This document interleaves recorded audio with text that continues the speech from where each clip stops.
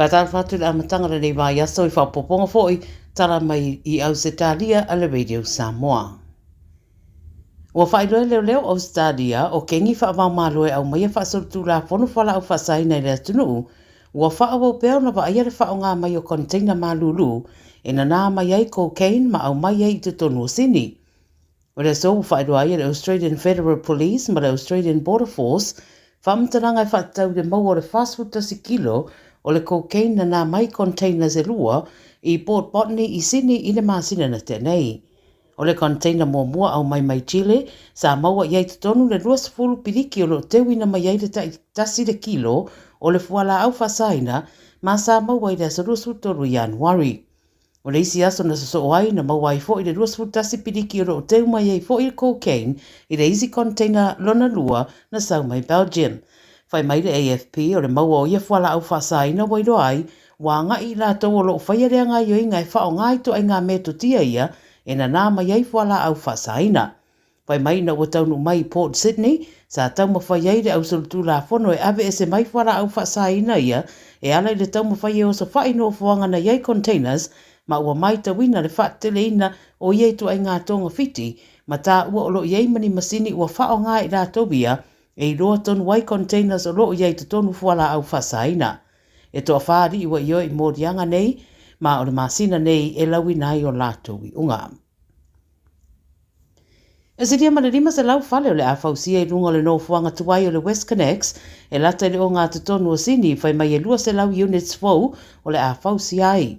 Ma ua whai roa fuafuanga New South Wales mo le whaalau tere nai o le numera o whale, e aunga tonu I le tau tu iti o le manaonga mo le whale maututongi, o le lua se lau whale mo le au maututongi, au le isi tolu se lau whale, o le aavea o ni whale mo le maketi, mai whaingo fio na ausia. Sa unua le Premier Chris Minns, o lea fuafuanga, o le a whaititi airu I tau I le mata upu e whaatatau, I essential workers e le mawhaio na ngā whatio na au maula latane, ia la tō ngā nuenga. O se vaenga vai o winga lulu wau le tau o lo a mata whaatupula I ane le tu I mātu I se sifo au se taria, ma ua ripotia iei le awa noa o no avea I maa whaa, I se aso le nei vai aso pe o na whaamania mai le vai tau. Wa whita ua ina e ono au sia le malosi avea I maa whaa, a le o se teimi o le fiafia na nei, po le aso a tai au, ma ua whautua ina wha I tu e pei o Broom I le tu I se sifo au se taria, wha pia maona ngā tai whale. O matangi tō whātau tau le a whiai rea wha I tu I le isi se fururua le tolu surono I tu la, ma ua whautua mai le wha I tau e ono au sia le malosi I le vaenga tolu po le category 3, po le a whiawhia tai au anga I atu I le asarulu. O lo iei la pta inga mololonga o lo iei monisi vaenga o le tunu e pei o le Kimberley ma le Pilbara region. O whailoa e ui e lo iei se la matianga tele, e te tau na sauni uni pia tangata uma maturi mata ia, winga o le tau. Whautua ina fo ina no whata pena ma sauni uni. Mō New South Wales na pai ewa whautua ina whaititiri mawila, ti munga mamawhai le tele o vaenga o le stete. O tamaitai au sa tāria ua fuafua le a benefiti le tele o awanoa, ma le lei o le soifua malanoina ma mawalalo le tau mō tong fitinga, I lalo le fōla sanga e awha piriona, ua fōla mai e le whainga maloa au sa tāria. Ua fuafua le leiba e whaalauroa la lātou lima sa lau fitu sutonu miliona, e anga I sao fo I mo le soifua malanoina o tamaitai. O le a sila ai inisi a wala e fesoso nei tong fitinga, mō tamaitai, ai maise o tong fitinga mafuala au e pei o le Estrogel Pro, Estrogel and Permetrium, ma o le awanoa e fesosoani I tamaitai lava. Siria marselau wafe tamaitai o lo tongia lātou tupe na ia maua nei tong fitinga I le teminei, au le paketi leo le a awhiai se una ia o rebates, mō nisi ia mai tō tele wa lango ia I le nei fuafuanga ma whaaputa iai le fesosoani. Talmulmuli, ua mōlia seli I le tau pule fasioti, whita ua ina leo sopa ia o se tamaita I le whaitua Adelaide I le aswana nafi. Wala wane le fesosoani whaavavave le mataupule nei se tuatusi Elizabeth Vale, ina ua maua atu li pote se tamaita I wo sopa I se tangata, ma ave atua I le whanamai po le toe kuata I le balu le afiafia na nafi. Pa mei luas fulwalu tau sanga le tamaita I whamnua lia I se au penga, a wata ua le 9 News na sora ese le ri oro tua ia le whaalablave, ai na toi maua leo I se no fuanga la tāne mapu e ailoa. e tolu sifulufitu tausanga ma ua moria i le tau mawhai e fasioti ma le tau whamatau. E le i tārosanga mo le talaino i eitua ma o le so e tula ia i le whamsinonga.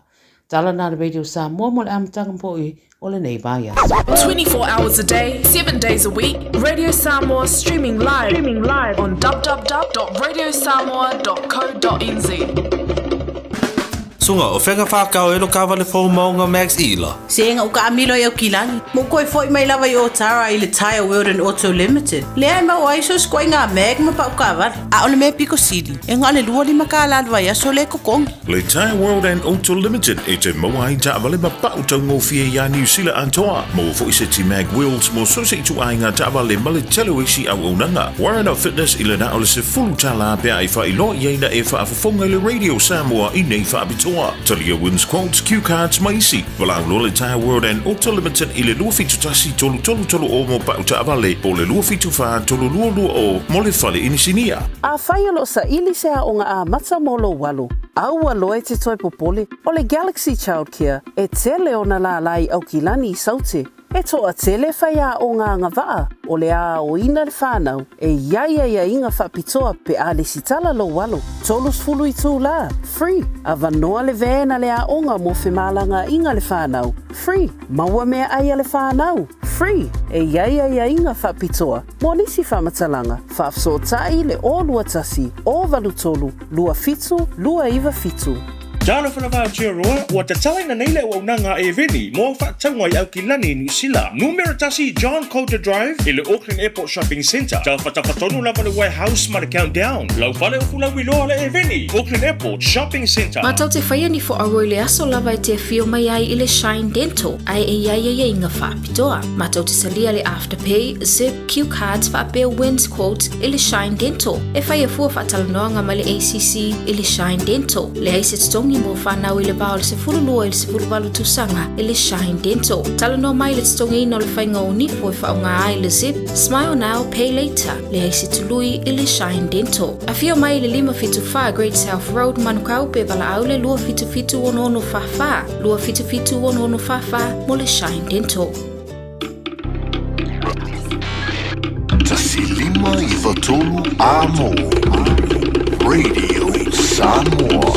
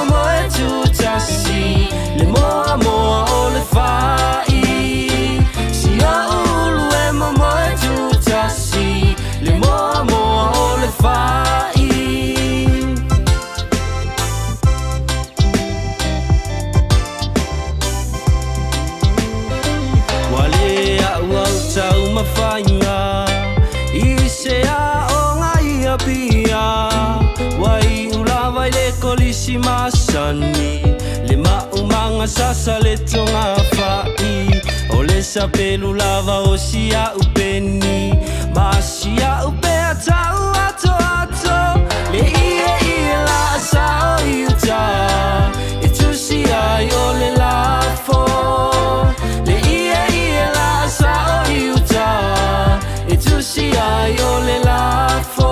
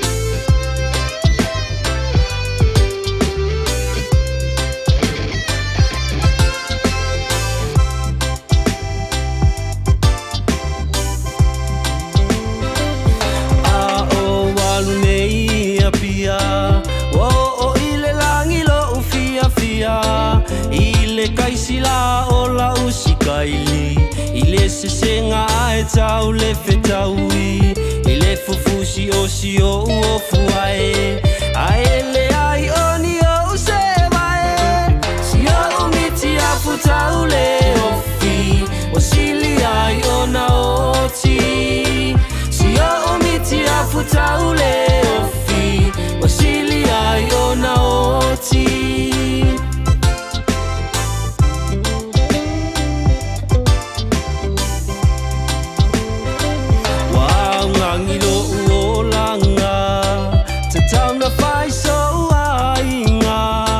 Popo le vale lo uma fau fau o se panga ai o le au atu vale o si o uloto o tau o so ai o le moe tolo la uma lo me aunga e su e ai se ava la uma lo me aunga e su e ai se ava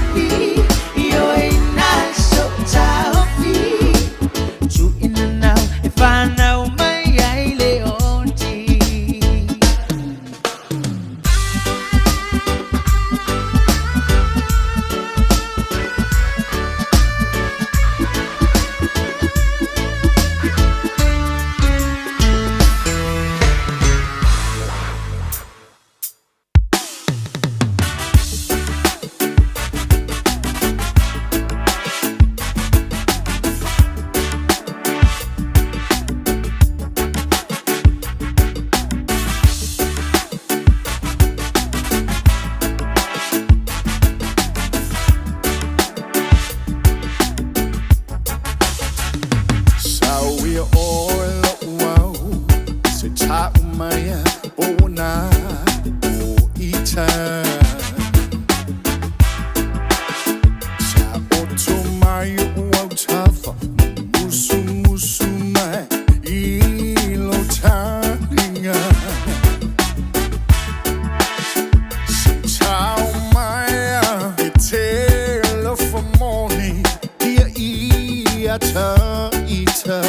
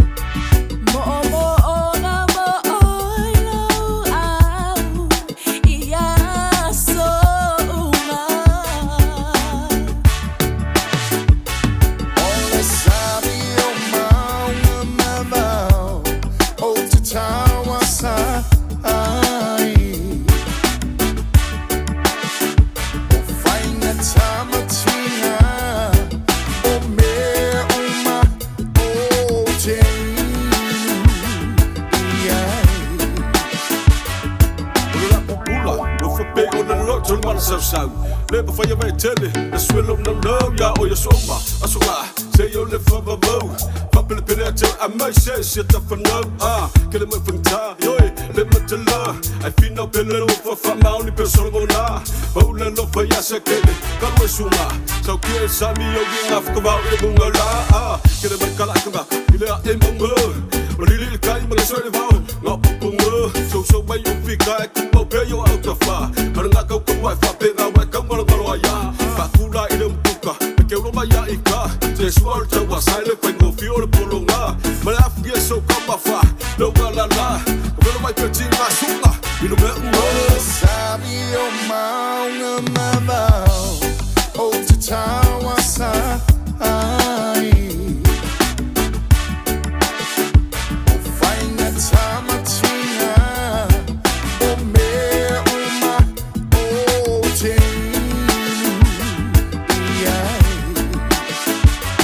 Only Savio Mount Mavao, Old Tower Sai.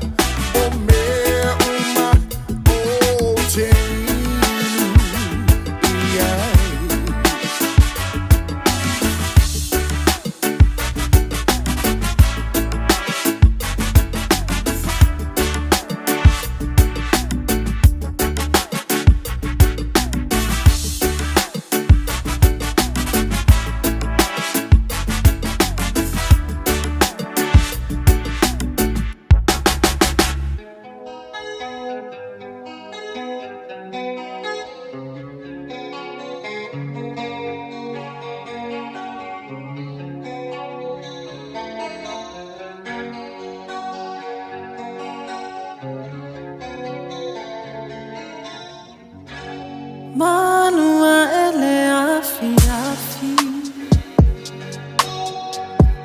na fafanya oe hani malingi lingi oloi mata wa omisia oe lauta sana be afai funga ua Say fai mai asa upu Dalini a te au E vai manu e si a fatu Be a fai fo iwa ele kia Ire na ve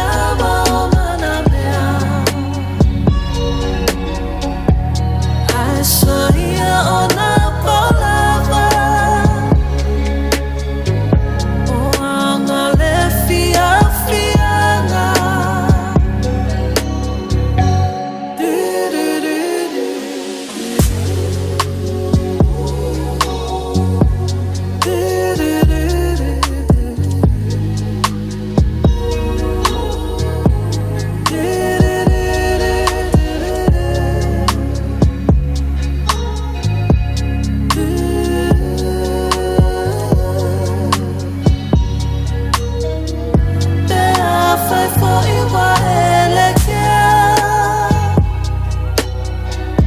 ire na bea mana bea I saw here on a palava o anga le fia fiana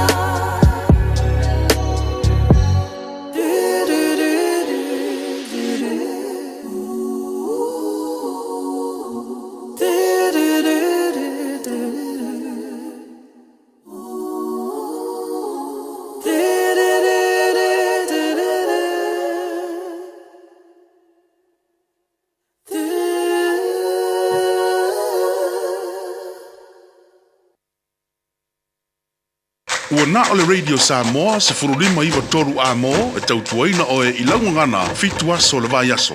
O le Casa Beds and Appliances, o le tali o umana onga, I o loa e whaatotonga ailo mauta, ini tau le lei, toe ananga tā, e mawai moenga ngā o si tutono New Zealand, wha a pēr se tino fōa o le potumalo o lo, lau aimano fōa, TV, la au pese, usa aisa, masini tā lava lava, telefoni fe aveai, maisi. A whiu ane loa I le whawhituwha Great North Road o tau, po le tolo fituiva Great North Road I Henderson, le Casa Beds and Appliances, telefoni o valu se lau, lua lua lua, lima whāwalu, o valu se lau, lua lua lua, lima whāwalu. A whaialo sa ilisea o ngā a matsa molo walu. Aua loe te toi popole o le Galaxy Childcare e tele o na la lai au ki lani I saute. E toa tele whaia o ngā ngawaa o le a o ina le whānau e iaia inga whapitoa pe a le sitala lo walo. Tolus fulu I tū la, free. A vanoa le vēna le a onga mo whemalanga inga le whānau, free. Maua mea aia le whānau, free. E iaia inga whapitoa. Mo nisi whamatalanga, whafso tai le o lua tasi, o valu tolu, lua fitu, lua iwa fitu. O mana o mie oe po se isi o lo a inga se fisoso ani tau whemalanga inga mo New Zealand. I mata au poe pei o le vaita mai no whanau po o ngaluenga. A whai o lau tali o le ioe, wala au loa Ken Ferniho o le Fern Immigration Services e iailana lai sene. Ma ua silia ma le se fulu lima tau sanga o lana tau tua. E toa tele tangata o fisosoani iai Ken, I mata upu tau whemalanga inga. E au fia ai mata upu na o atu le tribunal, ma apili le minister. Tanga iane le mato Facebook, ma le upenga te whailangi I moli mau. Mo nisi whamtalanga, wala au mai le Fern Immigration Services, ma tala noa ialu isa, I le oiwa, lua ono lua, tolu lua lima tolu, lua ono lua, tolu lua lima tolu, po le o lua tasi, tasi lima tasi, o lima.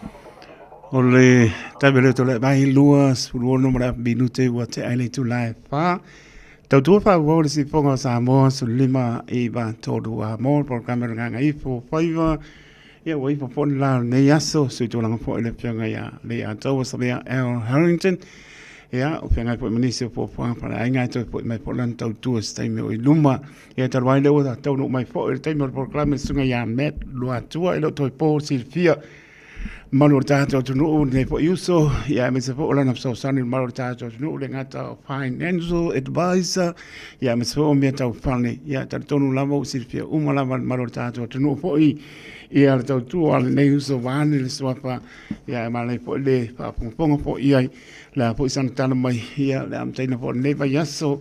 Good afternoon, Matt. Welcome to the program. Uso, how are you this afternoon? Good afternoon, mahalo so jongan wia wa yonga taito mahalo lava wa mai. Yeah, but we have time. I look at the size, beautiful afternoon. Yeah, I think beautiful. I just about give up to come to work. Ahmed, what do you think?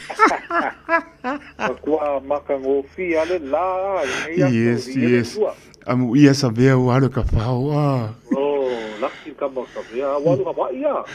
Ia pe uma la wanu I o la ia. La ie. Oh. Haroa. Lucky ka malo. You know, I just got back last week from the island, Matt. Yeah. Samoa. I spent 3 weeks here. I went to American Samoa, back to Apollo, nice. and back to Haujero. But, it's really nice. No place like home, Mohammed. Oh, absolutely. Certainly. No place like home. Yeah. Wherever you are, wherever you may be, always homesick, Mohammed.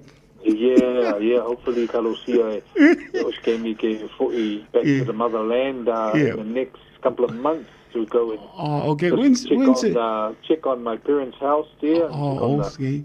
And have a little kapow, and so Your parents over here with you, or are they still in the island? Yeah, they normally over there in Samoa, but they're over here at the moment with us. So just check on things over there. And, okay. All okay. When's the last time in the island, Matt?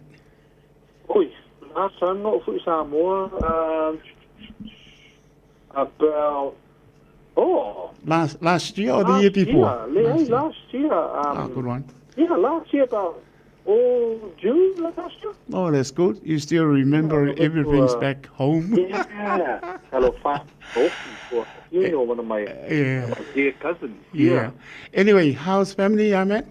Everyone's well. We are. That's the main thing. Everyone's good. Thank you very much. Praise the Lord. Your family? Yeah, very good. Thank you. Yeah, we're back to Haujero and back to it. Every time I got back from a holiday, and all my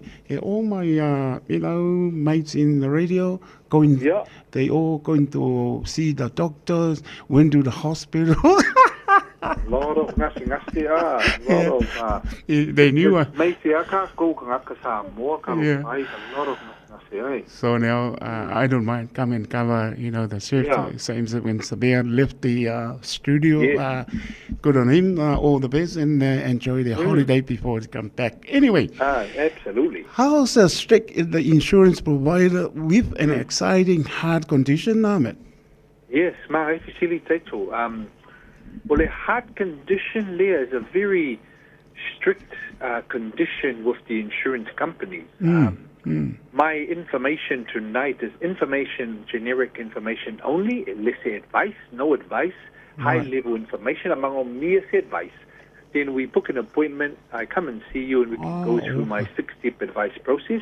But that's my disclaimer first and foremost, is just a high-level generic information. So your facility, how strict is the insurance provider with an existing heart condition? It's very strict because heart condition is one of the very serious critical illnesses. That's the main of your body, It's the main one. If the heart stops, then your life stops, unfortunately.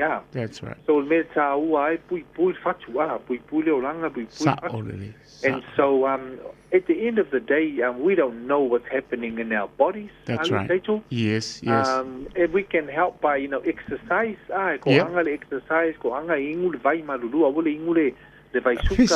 Fizzy drink, no good, And the other thing is, which is affecting a lot of Samoa. That's right. The heart condition. Yes. So there's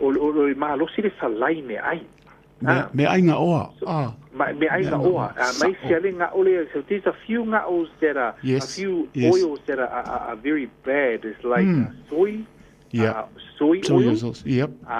canola oil. That's a really bad one. There's a few other budget PAMS one. It's very leanga. It causes a lot of blockage in our arteries. So try and stay away from those oils. The oil, but if it's in car, but it's very important to buy it. It's worth it. Ole olive oil. Supermarket, olive oil. Male coconut oil, I feel olive oil. The oil there, then it's better. But in saying that, I try and sucker it as well. Not falai, but sucker is very healthy. Maswa. That's very important. Even butter, if you fillet with butter far more, don't fillet with oil, but it's healthier. So just little techniques on just to watch our health. Yes. Because heart condition, heart attack when we all go sanga build up for the ngao. Yes. And then let's say exercise and then you can get a heart attack. You can have a cardiomyopathy attack, a heart attack. So the insurance company is very strict. When it's very sawa, very strict when it comes to the kula fongo of accepting you if you have this mai. So, for example, I had about 3 or 4 Samoan clients who listened to the Likio program last week, and they rang me. Yeah. With the last 2 weeks. And unfortunately, because they have this condition, yes, a couple of them had this condition, it's not Golia by the insurance company. Yes. So the insurance Not company acceptable. have to put it on hold for 2 years, and then we retry in 2 years. Even though I was trying to know with them and argue with them to say, hey, this person had it 5 years ago, whatever, and the other one was 3 years ago, but they say, hey, it's still in the high risk area 5 years ago. Yeah. So with heart condition, it's very hard to get a life insurance. Right. Makaolia for life insurance, pays tainga, kupu se whalawalawe, yeah. Then it pays out and pays the mokesi, pays the lafu, loans, the funeral, everything pays to the family. Very, very tahua because never know what time the power's Never off. know what time of the hour. All there. Yes, yes. So, yes. So it's very important to have this life insurance. That's but, right. If you have a heart condition, heart disease, heart attack, it has to be a few years ago, then we can review. It's very difficult to apply for it. But you can apply for this cover called accidental life insurance. Oh, yeah, that's good. Accidental life insurance, it only covers Pamaliu from accident, but not from mai. But it's better than nothing. Accident. It's better than nothing. It only covers the accident, car accident, but not mai. So that's the last resort is accidental life insurance if you can't get Golia with life insurance. So that's the thing with heart condition is very strict with the insurance company. If you're like diabetes, take low medication, up to date, getting blood tests. And then most of the time, if your diabetes can be Golia, they just put the price up a little bit. Control, that's control. Cocoa, cholesterol, those ones they feel lolo. But the heart condition, they don't want to hear. Very late. Insurance don't want to hear that. They don't want to get too many people like killing us. Heart condition, yes. High risk for them. So that's the answer. Hopefully, it's really fearful listeners with that answer.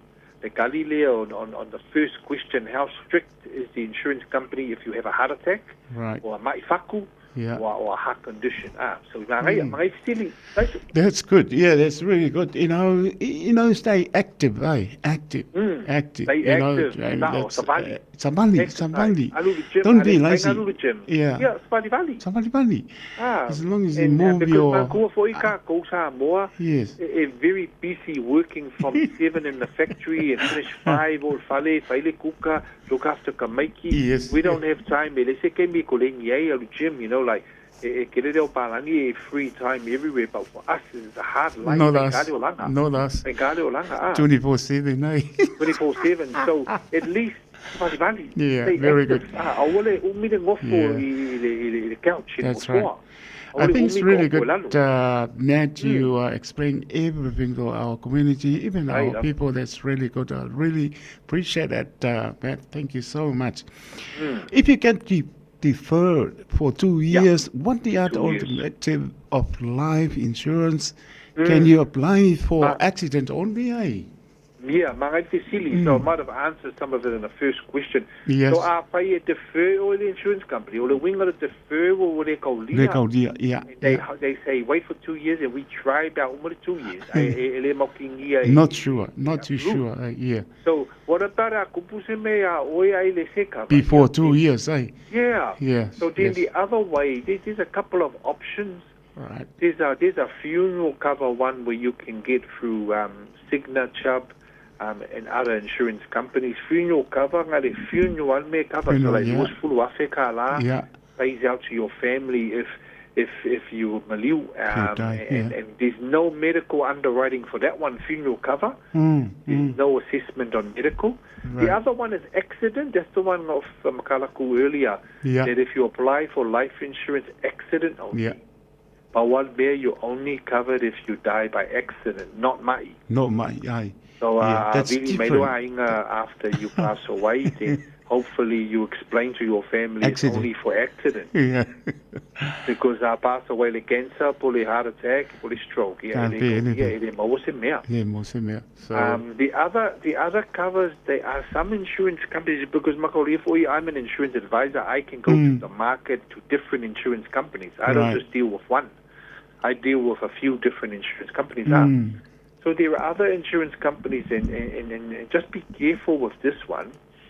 Some insurance companies advertising on Facebook and social media, and olako advertisement if I may.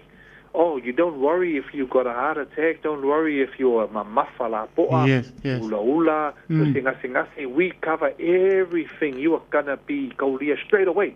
Yeah, pelo. Awale, because they get it. I know they betray you, aye. And then when you sign up, Get the money. there's no medical check in the beginning. Yes. You sign up straight away. And then if you fear then that's when they check your format and That's right. everything. And then That's right. it's declined. Listen more. So it may for the next 5 years. So be very careful. A lot of Yes, scams like yes. that. Very, very careful about A lot of that. scams like that. Yes, So yes. so those are the two options. Yeah. That's- Funeral cover is one. There's a life accident only by LA cover Yeah, yeah. and then just and then it's very hard. It's very, very difficult. If you're in this situation, If you had a disease, it's a very tough one. Once you get it, that's why make sure you do the life insurance before you get any of the ngasi. Yeah. If you don't do it, When you ask them, Yeah. when you ask them and they say yes, you can read straight away, You can read straight away. David Bello, David Bello. Make sure you you can watch read, out. yeah. Otherwise, as you said, end of the day, and they all get out all the papers and find out what's the disease, and end up nothing. Absolutely so it's best nothing. to be honest. Yes, be honest yes. with your questions. That's But right. so that's number 2 is a good one. I love it. Very good. Thank you. Appreciate it, Matt. And the other question, why is it important to get a health warrant or fitness check with your doctor, Matt? Because ko kere ngaka ele haru for mai. Never go see the doctor. Because one, it's busy. 2,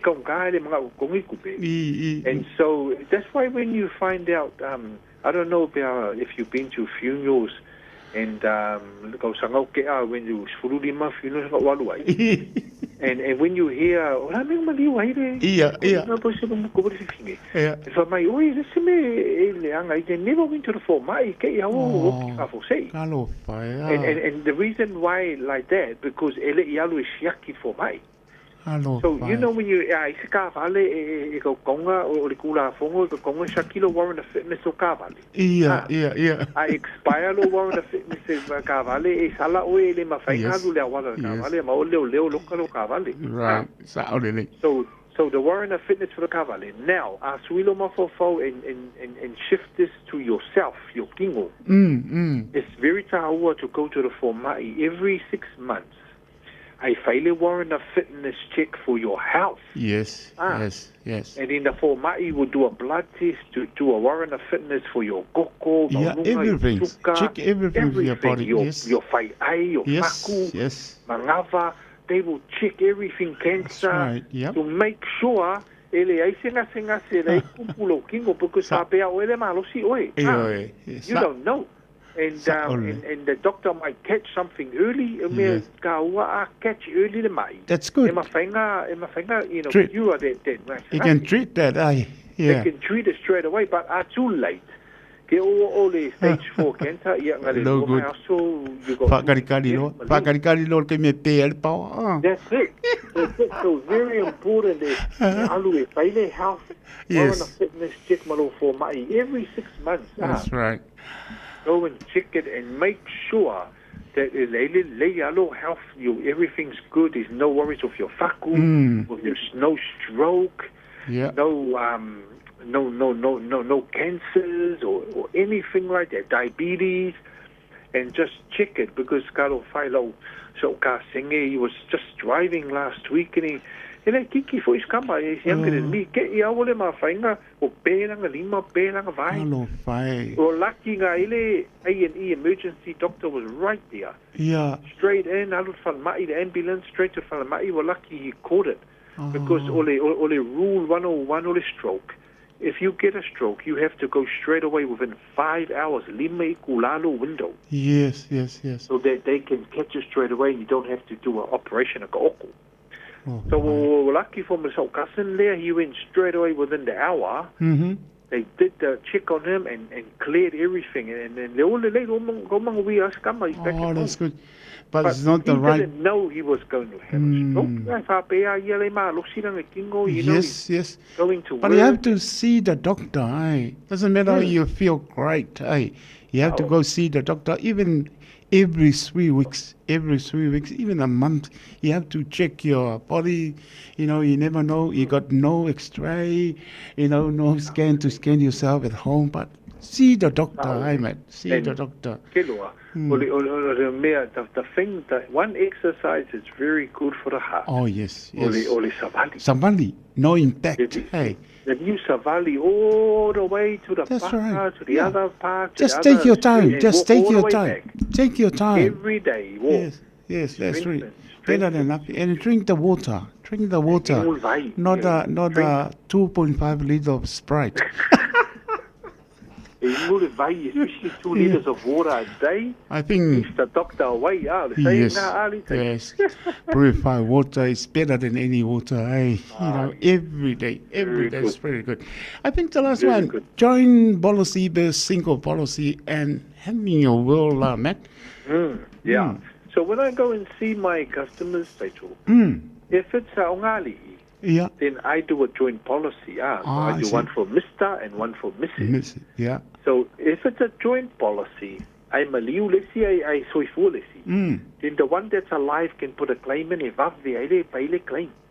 Ele umifa kali e kopong ya kupe se swangi funeral, yoki for swangi mea kalafu, and the rest for the kamaiki. But faile single policy. Yo single e kama loba e single fifinga. Ele se ko lua, ele whangau. E mawhai anga whai, but pauan mea, e ka konga have a will. Yes. Have a will for both, I say. Wala willy, But lese mawenga lese willy. Ainga a single policy. Yo willy mai le ainga ya u maliure kama le a single policy. Umi whakali because e alu fu the whamasing o kula fongo fu the court, or probate. Ke o ole kasikau sanga take time. They need the money. Time to pay the money out because they need the money. Need the money straight away. So a will very taua to have a will.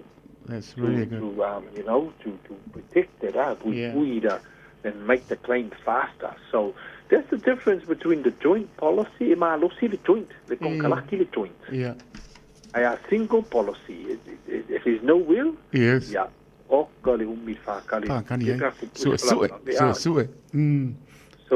those are the two joint policy versus single. So you have a life insurance in place? Oh yes. You got one? Yeah. Well, never take outlaw policy. Yes. You had it for a while. Never. But you never renew for the future. For the celebrating whatever you are at the moment. You have to check everything and be alert. If you haven't had a review, are you through a broker or was it straight through the company, the bank? Straight to the bank. Give me a ring anytime. I can look at your policy, review it, make sure it's up to date. Yeah. Make sure it's still fit for purpose, and Yes. then the price is still good, because remember, I can compare with the other insurance companies. Right. Yeah, I'll do that, Matt. Thank you so You much. give me a for ring, your- we can have a coffee or come to your house. Oh, awesome. Yeah. We can, a free service. I don't charge anything for my service, not like a lawyer. I showed you a lunch. Hour. Yeah, that's very good. I think I'll Xavier give you a was supposed to call have next cup week. of tea with me too. Thank you so much. But that's pretty much it. That's the main questions there. Say love and Thank you. Really. Thank you so much. I appreciate your time available for this program, even for our community and all our people. They love to hear from you, and to all the best and have a good future.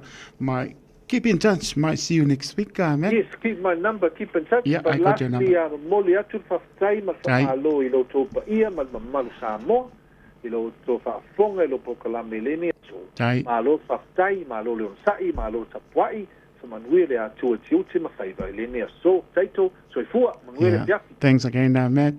God bless and have a great afternoon. Pāsefua. Ole nā, e lelo tano sao lava le sunga e alua tua, e manino, ma wili ili, e po inisi mea po leo tau confused, e tātou, lua pesasi, e tātou, e lelo tano le oro fitu, kari sa ukoe vai posa, oke, i ke o wako se, ma ngaia, e kure advice po le mai ia, o experience po ngaia, i langa ia po ni tātā, ka lengi mga maupo ele ni ngalue ia mo na yo tātou tangata e sa le ia le tulanga le oisi insurance po le ras mai a oe o a ko inga ngase e talia o mai lato ai le o sa a le o sa ngo ia duatua por so nga met e va be ke lenga ia e kalia o inga wa ko ngale yes pe le o ko pe fa simo no tu pena a ora tai me tupu mar fa na lambe o le ilo oe, e koe o uma al prosilo, po le tūlanga e uma, ai inda ap tātou, e le se me moa, pangati ai leo tātou, le vave po le, ai manei le wala, le oro fitu, balu tolu, iwa tasi, fitu taspa, oro fitu, balu tolu, iwa tasi, fitu taspa, tal motunga ya met ratua, me uma lava o e tau whaanu pesasi, ai le tūlanga, e opo i mea tau whale, insurance, lelo tano e manu lama tato wo manu lama end of the day fia tato spa pong for programa ya dua tua ele asong fo mo tato dia ile lofa mananga lelo tato tua tami tu mai le wa to spur minute ona tsara le tu lai lima spa ponga tau tua pa tua ya mana le toa pe tani tu lai lima pa talo vantu ya Robina ma tau tia ya mano la male mai pa talo va tu pine ya Filomena ti Paulo ya lo fatu se lo fatu ya mama to uma lava ya Trivers masau mo to uma fa tai va to mai fa po ya stoi ma petri mai la to ya ta po ai mai ya so ai uma lava malo le to no o pe na ma wa mai le tau tua le radio Samoa so lima iwa tolu a mo to pa ta lo fa to le tau tua le radio Samoa programming nga ifo Faiva su tu lang po le fionga ya ni ya tau sabea error Harrington e o pasi ko malo no ai alu ia o ilo ka maso o paku ia e mana tua le mautanga ngai de visa le mo pai mai la mo o paku so le ko le valinga fia lo sa mo ki le lo mautanga ngai de visa le mo sa uma se oso o wi pole ke ia ka o pa o lo vinga o ngai fia lo ki mo ingi o maka tu lo po so o lo ngai fia lo so ka ko ai ke o mana tua le mautanga ngai de visa le mo lai le swapa va pe sau ma se oso o la kalanga nga pai o pole tala no ama to e ya me ta ole na te pola no ya ma no la vale mai ma no la pa tai Maria le sina ta mai ka no fa ya o mai ngan wenga me alo fa yosa ya pa tai ma to mai lo tena tu Marietta pi ma ainga ngalo fa Marietta ma no la le leni ta wana ia alo fatu manui po panga nefia pi Erolini Josefa pena po ia Marietta pi male ainga po Tino Josefa ia manisi po iwo kamo James Isera ia mahalola pa time up to mai pena po ia so ia manisi po ise ko raksis kai sina leo ia mahalola pa time up to mai ne po ba hinga le tautua Ale Radio Samoa su lima eva tolua. Mo baru minuto ang talo le tulai lima. Sa ponga o tato tala me stadi pe mo. Ka mo ba ko apol ka me. Ali ata o ka ko o fi ama musika. Ole asi sime. Ole asi sime yo. Ole na. Ngai musika floi. O bina to tato tala. Mai stadi el to le pengo pa tu ya. Bria malana to a pomar. Sorry.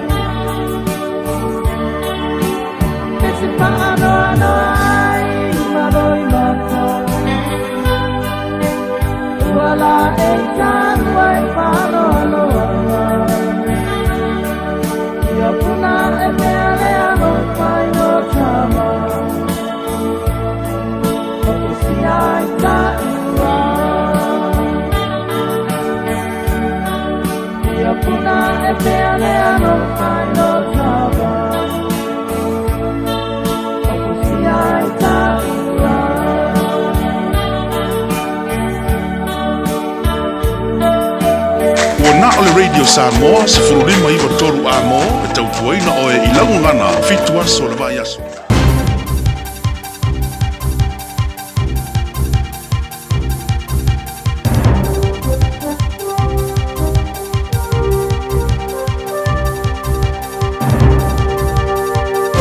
Tala falava malo le soifua o tala mai atinu e mau ma tala le Pasifika ale Radio Samoa. Momo atu mai saina o le aso wa whaatulanga e amata wha mamalu ai la fonga wha o popo wa tuuina e saina i lunga o oloa a Amerika e aveane i te tono ra lato o tunu a wha wa wai pia whina unga tau whaata wa inga i le vao nisi o tunu te tele nei e lua o le larolangi ma wha wa pia fo ina whaia wha mata wa Trump e wha o atu fo i isi whainga o tariffs i isi a tunu. O le aso whaara masina neina a mata wha mamanu ai la fonga a Amerika ua whaia i runga o loa a saina, ma o le aso whai wadi pati ai le whaia o nisi la fonga i 25% i runga o loa e peo le alumini ma le hua mea. O loa a Amerika ua whaia iei i a la fonga a saina e au whia le coal ma o loa tau kesi wha le natura e meise le suau o loa tau wha toanga ma ta avale te tele. Mo whai loa le BBC sa wha seale presidente o Amerika i le Unia Europa ma ana la fonga na whaia i oloa a Amerika, whai mai Trump e mawarunga ma mau atu la fonga ia nei lo la fonga o lo la tuuina i isia tunu. I Israelu, waanga i ese mai mai ngā awa lea tunu mai dei tu i mātu o Gaza Strip, ma le whai tau se lau o tangata Palestina, wa wane i taawale ma la wane o la tau meto tino, a ngai i Gaza i no fuanga, ua matua i whaanea ngaina. Lo o ngatasi rea ngai ese mai o vai ngā awa Israelu ma le medienga na whaia ma le Hamas, ma ua lima sa rau ono spuruono pāngota Palestina wa whaasaulo toina. Na maua le Hamas pāngota e lua sa rau lima spurtasi ma whasiotia i rea afe lua sa rau o tangata Israelu. Ai titi mai pēa ma le fastful walu afe Palestina wa whasiotia i Israelu. Wa ta ua i ripoti le so se whamtaranga le pāre meo Israelu Netanyahu ina ua toe fo i lona atunu ui le mahe o ana whonatanga i Amerika wa ia ta ua e ese atu le finangaro whaaria o Donald Trump i le mata upule nei ma o se mea upito siri fo i rea mo Israelu. O le finangalo o Trump i fesuia inga e mana o mio na whaia i Gaza o lo atua tele tangata te te iai a e mai Netanyahu o lo o whaatala noa le mata upule i le teminei i lana kapeneta. I Libya, wa maua e leo a lea atunu u le toititi 50 tino maririu, ma ini tunga mau te tele se lua i le tu i saute se sae o lea foi atunu. O lo ofeta ua ina o lea mata upo e au fiaina i tangata o lo tau mawhai e fia o i Europa e ui atu i le tu i mātua Afrika i mātu. O lo lua i tunga mau tele se fuluiva na tanu miai na maua i lea sofareile, ma iei ata ua vai e lungo le Facebook. O le isi tunga mau tele na i titi mai pe tolus fulu tino maririu na maua iai i le asona nafi, ma o lo whaia peso e su enga leo.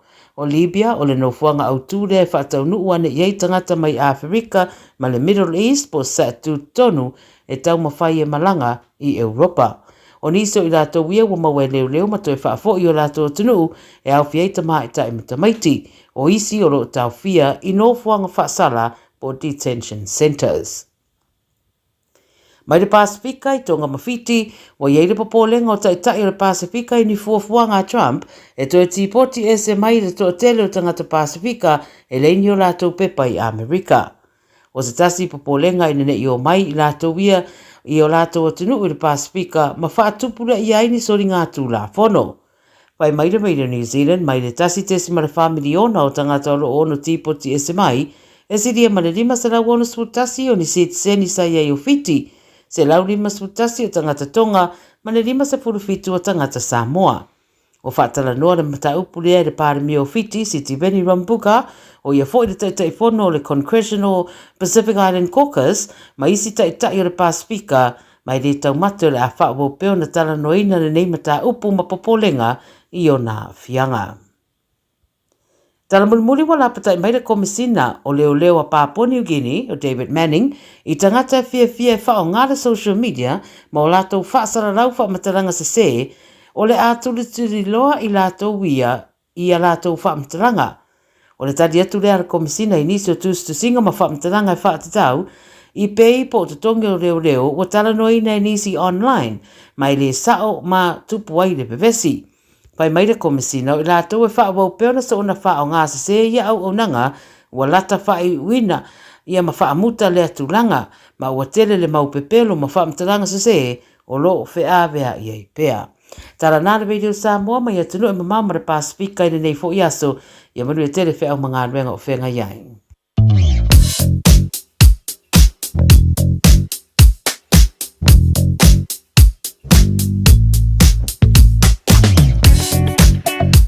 Taimi tole mai 5 mara minute o te aile tu lai 5 pa pokolo maro le tino tanto tala me tino e mau penta pena ina palitua ya Miriama lala toa po mare ispa ponga po sta taimi o luma sta venga lungo la wala o lo poloka mai tai Devonport Perry anga lunga i pais bora ia pe o la to po ia no e piki o la to ta mane o le uma na manga venga ya le lama pe ma lie mai la to do pe na no mai ni tu le pasi mai pais bora ngai mai his mie takapuna mil fota ngai lunga Shakespeare lunga le Harbour Bridge ia pe mai mai ngai slow mai le drive pa pe na a consolation drive mai tai o bani ia le lama pe mai silpia madu le tonu ila to tai no shore tu tolu pe mga venga wana i fo inisi West Auckland ia lunga Green Heights Bridge ngai Hobson View no pai ia tau nu la mai moto malawa pai mali pai slow traffic le mai nga venga o se venga mai tai lunga le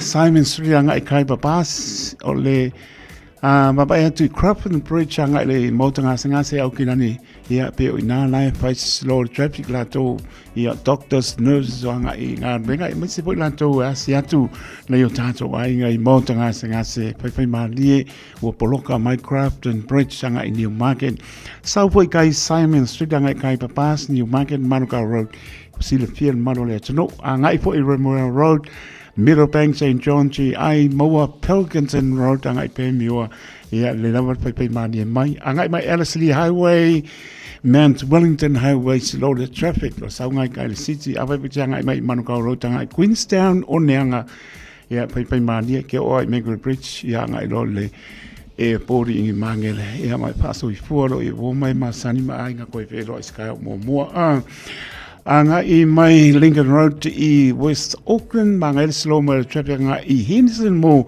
apai wala changa tu lunga I the runabout clean din runabout slow the traffic nga I New Lynn ne apai po e pasi mai ngai Kelston pasi mai Waikomete Cemetery wo umasi singa la oli pai mai malo Samo mai New North Road Lean mo ia pai po changa mai Wolverton Mativerton ke mo fo ia Mayoro Road ia I fo ko le ile tanto motorway ko dia tu ia Mangrove Bridge ia pai po changa mai Avondale New North Road awa ke ko le pekan saving ai ko ia lo sina ate pe lak pa kau ia se lo ko le tina matu ia la nga Hinden Avenue I Mount Robert ia pasi mai nga Stoddard Road to Mine Road slow the track pa pe nga fo Centringham Road ia le la pai pa dia fe la wa nga ia mo le tu saudunga Greenland runabout ko li mai lo motorway ma ko South Auckland ia pasi mai lo le Radio Samoa ia kanu mai ate tole ke aku ai manuel fo ia fo I moto malawa pai madie e o malawa I moto malawa o le saunga le moon me mo mia tato Ua mawhai ona awina atu tala o le tau, ona o le langolango mai a le Finance Direct. Bili loa api I le ovalu selau, tolu iwa ono.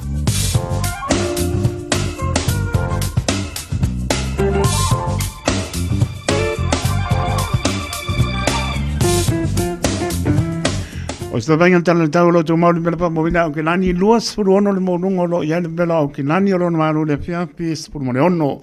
Sabili engi mai sau te sifo au waoni se vainga au ke lani le vainga mo atai au i le aso lua pa uti munga au fo i le aso atai au luas furu ono le bela pa movina mo atai au le aso lua mo lono maru le fiapis furu mafitu.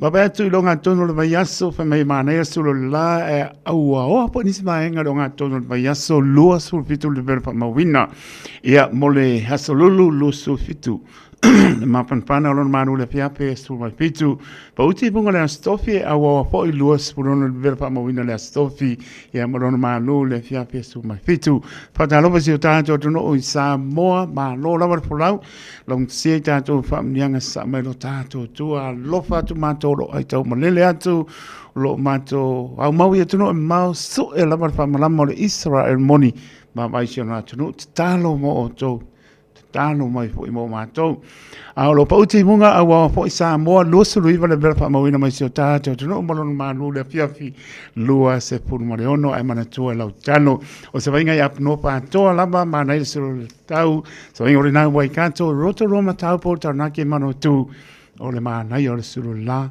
o se vainga po nai pe plenty pastor mai king country, kispon ma okspela mua Wellingtoni, ia, pe mai amelia whamona, le paisi paolo ingia mako, o le awa le pa use timu, se vainga po le nai Wairarapa Palmerston, North Napier Maesting, tauranga mani se vainga, o nu tutua o i se ia pa ia lava, ia klai sete, excuse me, mona no tutua ai ko crusader la le o ka mo el mako ia pa ka po mai sor pangua kam ia ko se ta lo ko ren le ai se me pa ne kongu ia so venga na tala tau ia wala mar sil pil maro ta to no ia por clame pa nga solo ia ta to am talia foi am nga wenga le neva yaso pa mria le li wa amuri au lo to so i fua morta to wola.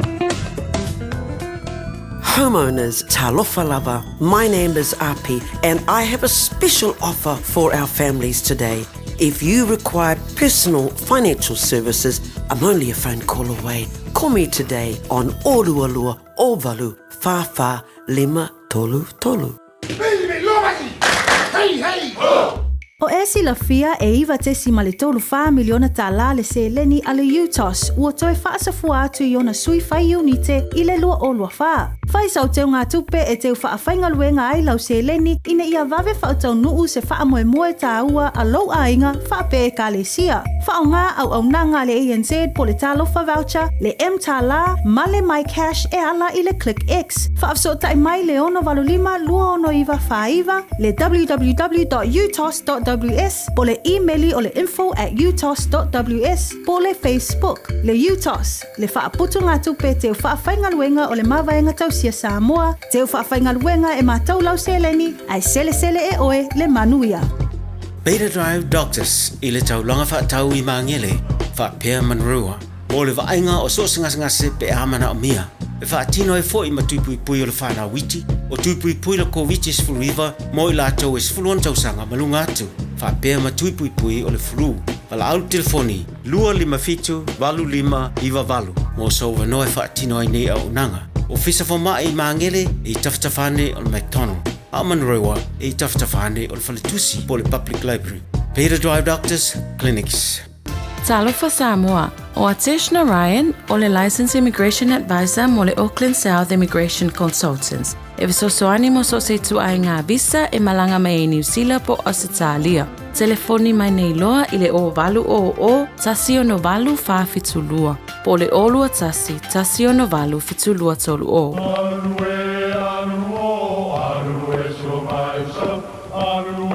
O Samoa o le atunu ua mai au na tofi.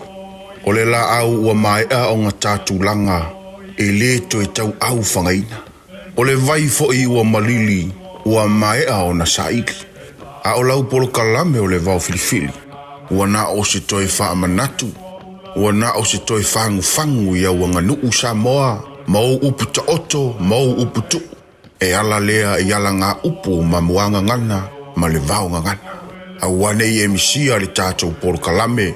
Iafi o aso lua taitasi le itu la e valu i lunga o le Radio Samoa.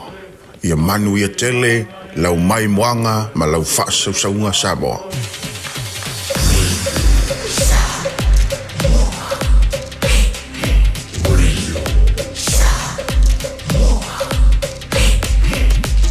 Tasilingoi betul.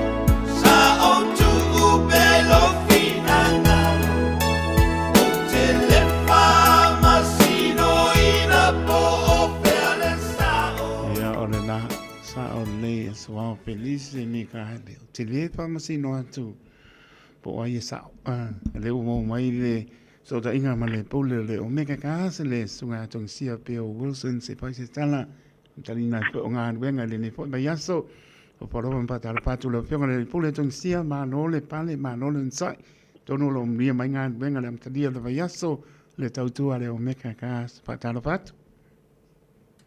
Ya, dengan ngarba te fia foi, maranga fa mawalalo e fa talo fa tu pu ila sunga la wa taito ya ki ane fe la fionga swafa. Longo swafa. Ya dengan ngarba te fia o mo fo le ya va dole au mo yo e taito ina mai lo soifu o tato wa tinu pa pisu manto wola. Ya le ne wa tato fe la ilu monu ali to nu po mwanga o tato nu. Ya, alo tu mo via fa malo si le tula la pia taito.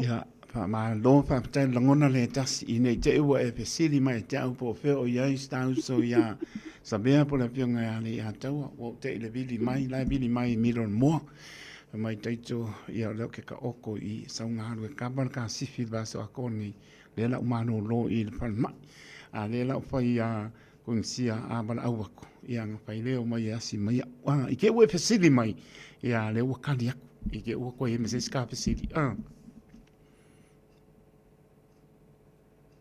Kung siya? Sorry, wahan wea kung siya. Ya, sao đâu mai trong siya? Au kết po le po lai malo. Lai alu sabe pasang malo longa.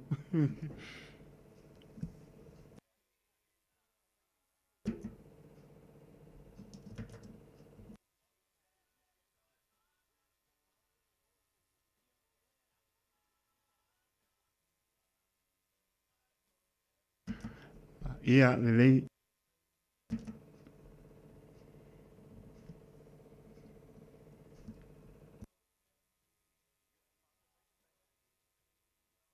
Ia, nai he maua, sau no mai tangsia.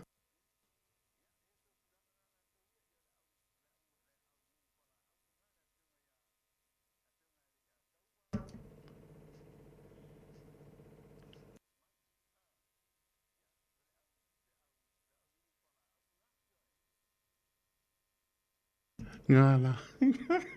Nai la koe matia ma kau i wala ko mō ngoko.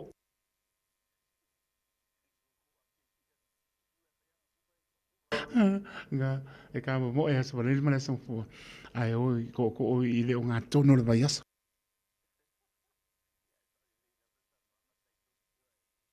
Ia, ai, sau no ia sta ripote ai le tua fota por kalama ngang whanalo tangsia.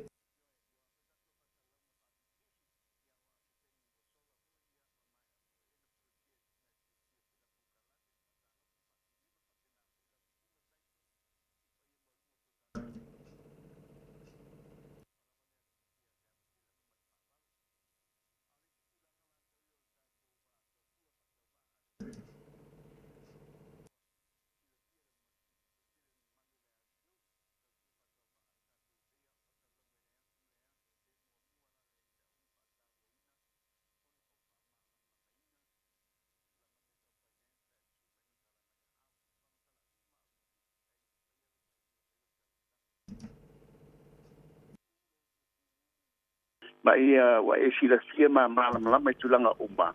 Ai le i whaia lau whai unga. A fo e whaitita sanga. A wha pe te sila fia mea uma. Ia ina fia la ia tongi sia. Ina ia ole manatua.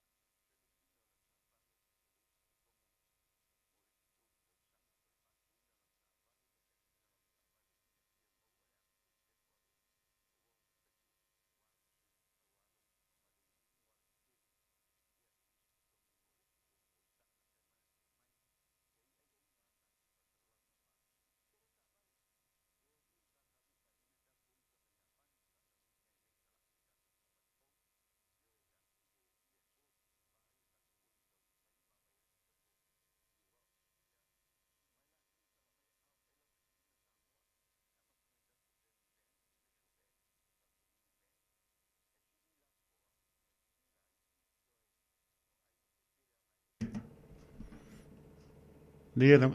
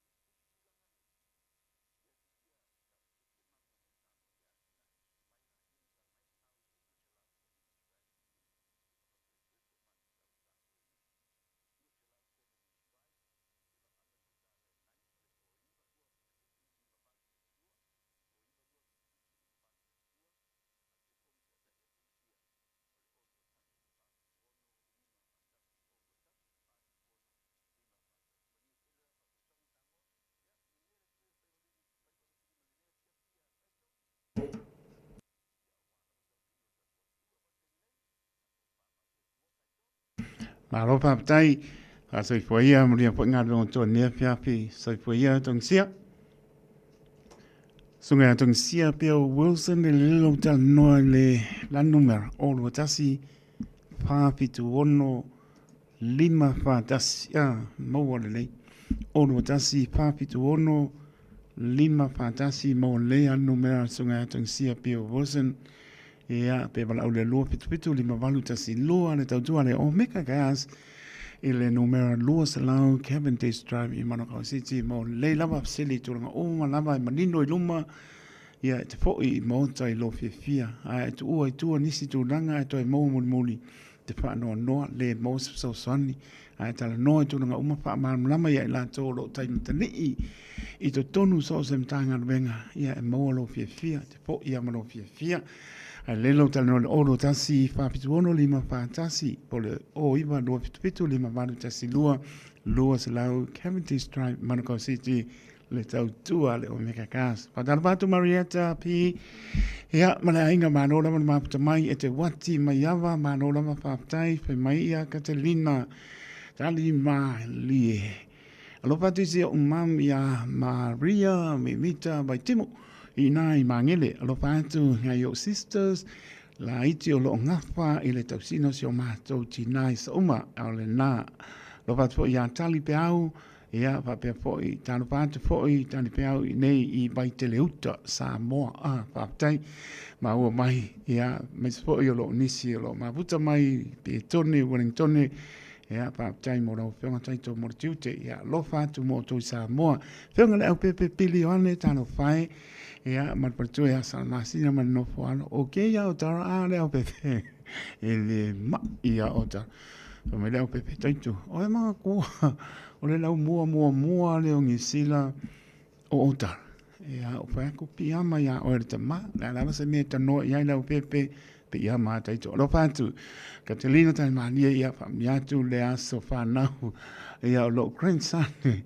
ia lilo a le sanga le mai i ngai aso alo fangia oe le atua ko e poha i ngisi tausanga stele ia molo o langa ia from your lovely Nana Fiona from Manukau City ia sawa makako aso i fua so se me aru e makau kia oi e le ana markulanga sa wai ia lofa tso le toi o tai ata mamatua ia asiava ato nio tu ipea ia mana tausi o lo eva mai Melbourne kai le lofa kai pa kamari lo pato siama vai po mau aku ia lo po ke so aku por kala me dai o le o ia lo pato mo to ia pena po ia Elsa Luciana Dalrit singi ia lo pato mo to pena po ia puna o lo fa e kwasi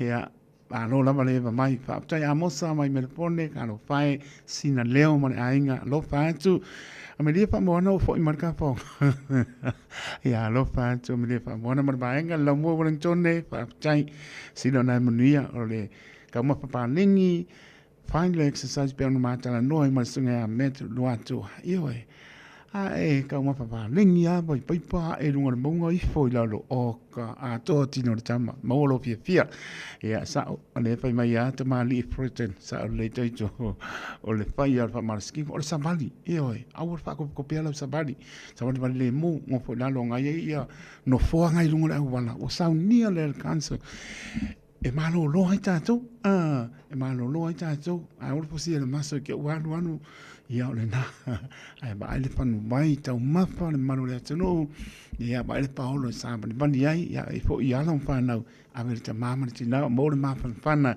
e oi pa kai fa sa bani ai na yo tato tua ia o mo le mapa fana taimi tu le mai le a fa tonu lava le tu la lima tau tua le radio Samoa program Gagaifo i Faiva se pa i fo sei mo le fia o le na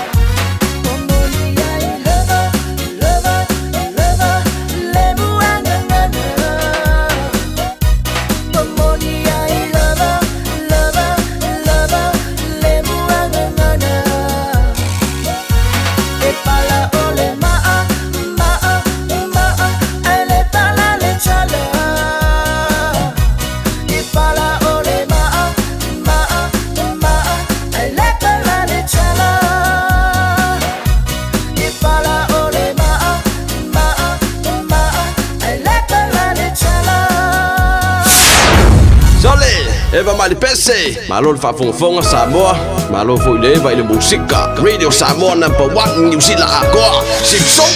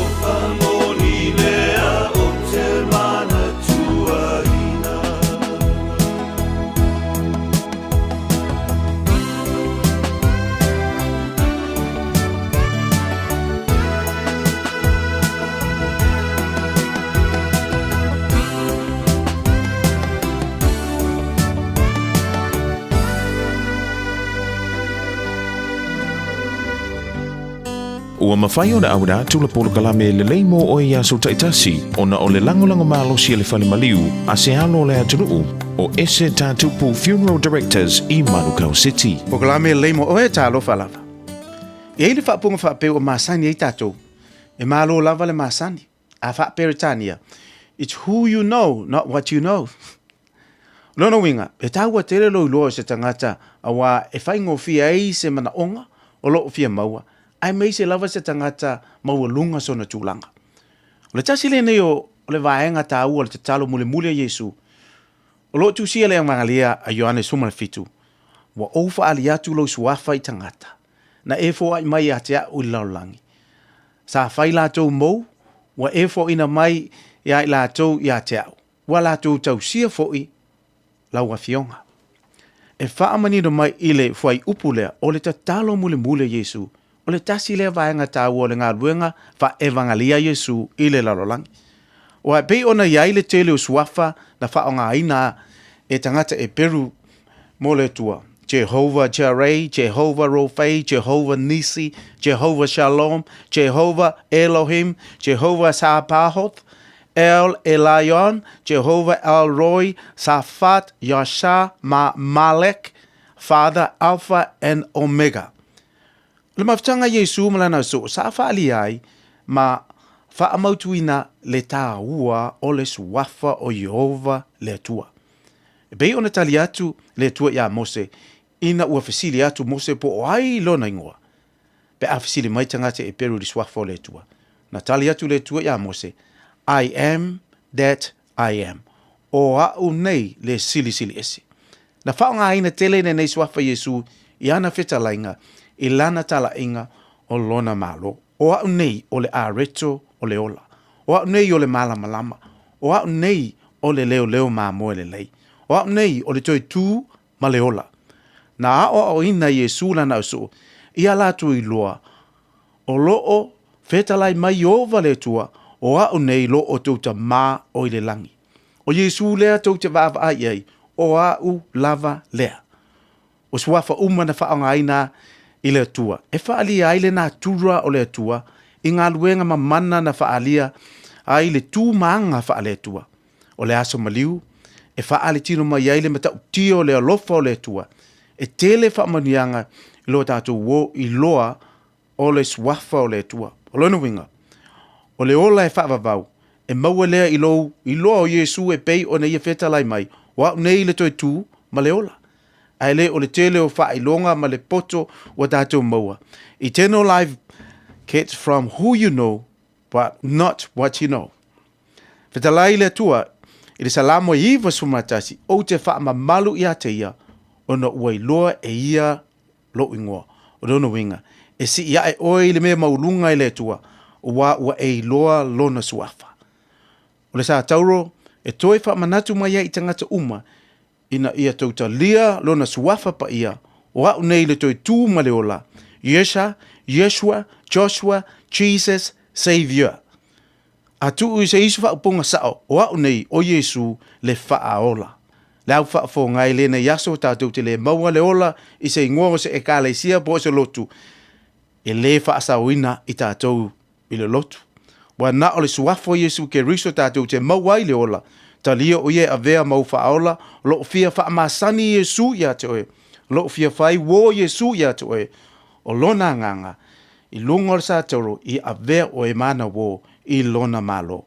Mamana tua, e le lei mo oe.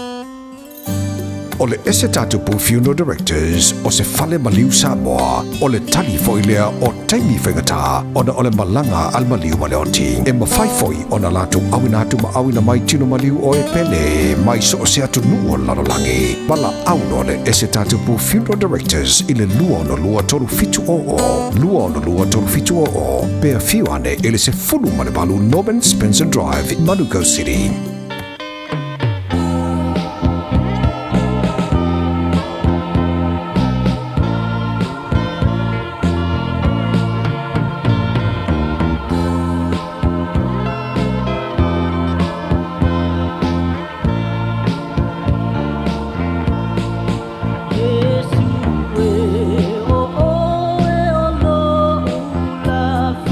Ta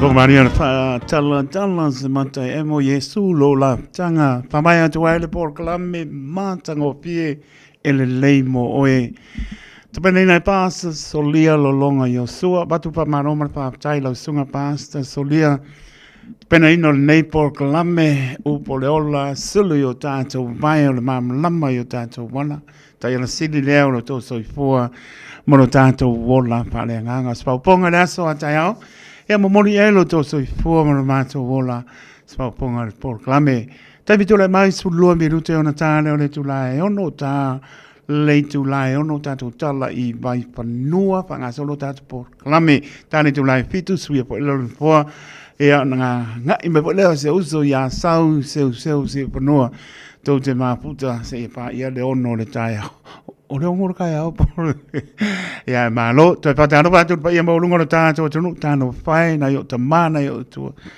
sina i mota malawa malo le pale pa tai lau fa ponga ta po ai mai pa tai lau te talo mo tam pa na sa mo lo nga nui i lea tofi mo lea tofi ubala au le li nga nui ai Faiva ta po ia e mlia batu fa malo ma fa tai le malo le tunu ya mai se tu sina lo fa tu moto ya mo perso i fo tu lo tino fa sili le nganga pa te alopat po la pengarongo pa ia ne tu ata o suina le vai o so i fo so vine ya wani nganga mo i mo ma lo fa ta alopat ta lo fa lava ele fa ngaro non fa ta lo fa tu ma lo fa tu ya la to fa to le ngase rutino i moto malawa so se moto ngase au kirani manu tu a o tu no mau alofa tu mo to o te talo yaso uma au sila fia le li o ya lava le fo ma lana pa malo longa pa yatu pa yane mo le mano si tanto jau nga mo ya malon pil ngalo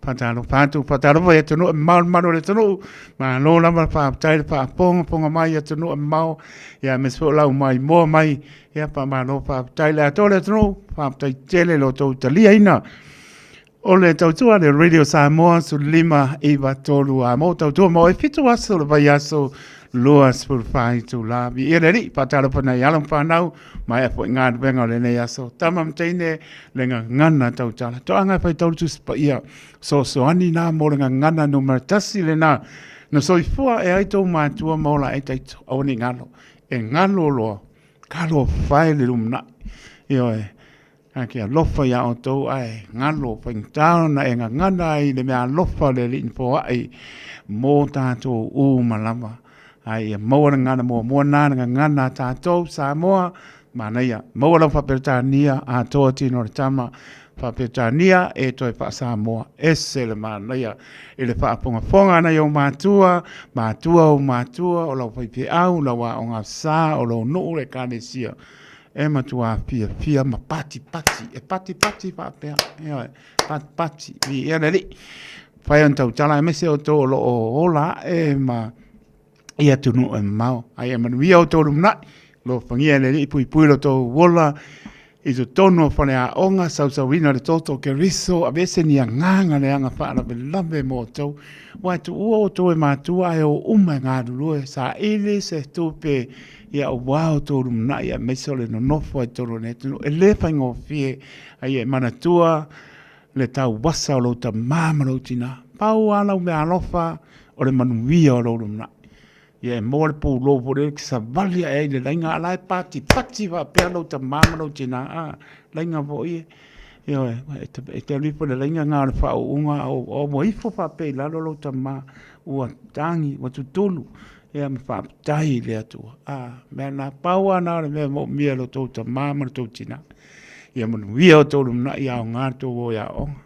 Aua le o tala no i friends fo i e makosa kua i leanga i despiko. Ia e tau mwhai e wha o ngā upu na batu lo ta māma lo tina te le tu ua lo fale. Ese le mana ia. O le wha longo mo stai.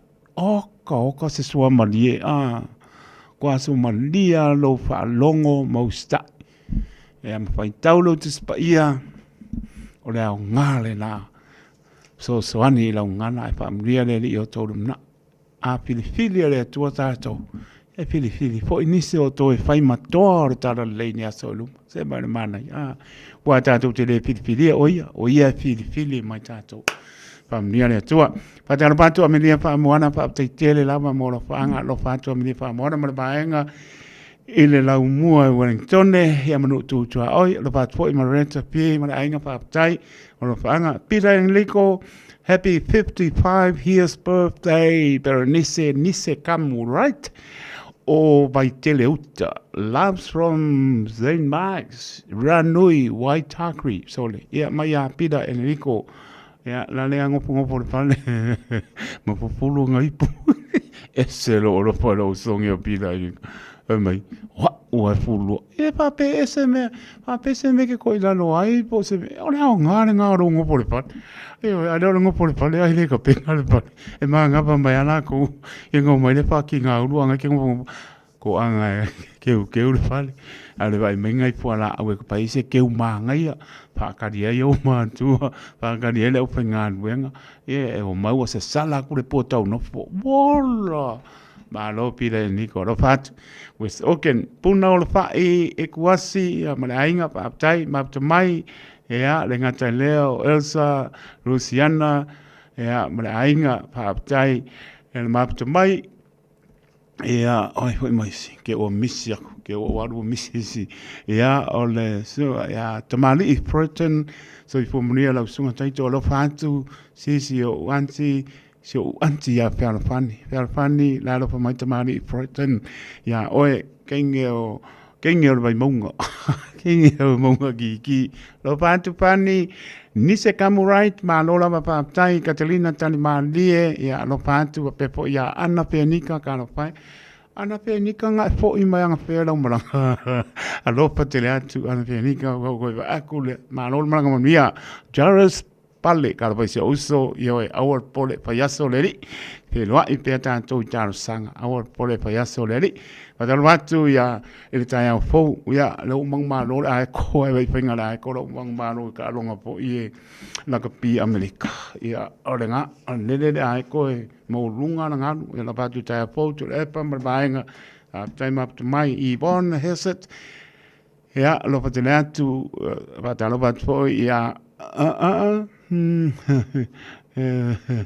ya fo I o misi aku Marietta Paptai ya malo lava le lofa Rob Stevenson ya lofa tu Kinsley Madi ya malisi e o mai I makaka fo I inkia o mai makonga ya e kukusa umaga ko ya keriso e lofa teito moto na lava to ngana o mai e pa mel pa ka lofa mai Pakalofa mai ya kakomano lo mo ka ko musika wa ko kamano lama e musika rock mane to fai pa te tele lava mane to fai mano lama alo pateliatu ya mai lato o malaba maputa mai lungole apia polinga malungole YouTube channel alofa teleatu mo to o le lili de moko yo ya se lili fo lofa to te malo le tonu pero ba maputa mai ai ole na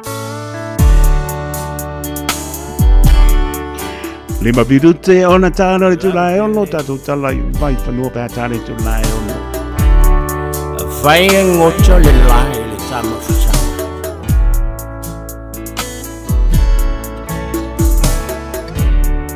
Oje to se lili sama yo baktafa. E fai le mabai. Le alofa Afai ai mucho Lene olana Ya eloa Ono Manganga Uma ona fai Waja Wachala Oche Chota Selili Sama Sama Yom Tafa La faila Foye le taya I ame Olela Nama chala Lona funga Wa ulena Singa mau eia te aia so uma te foi no leo mai a utofa a faila foi ele taia I ave olela nama chala lona funga ulena singa mau eia te aia so uma te foi ma leo mai a utofa vai lema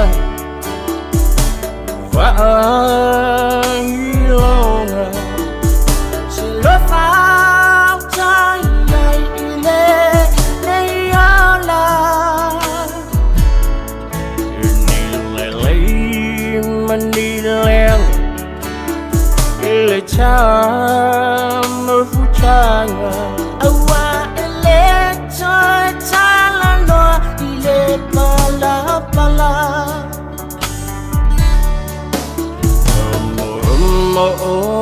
ngana look nei changa cha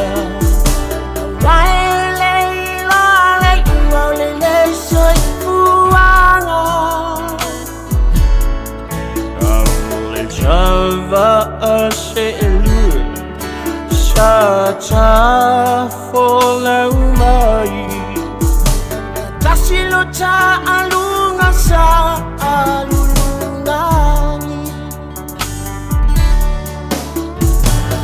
Afaila foyele chaya ikame olela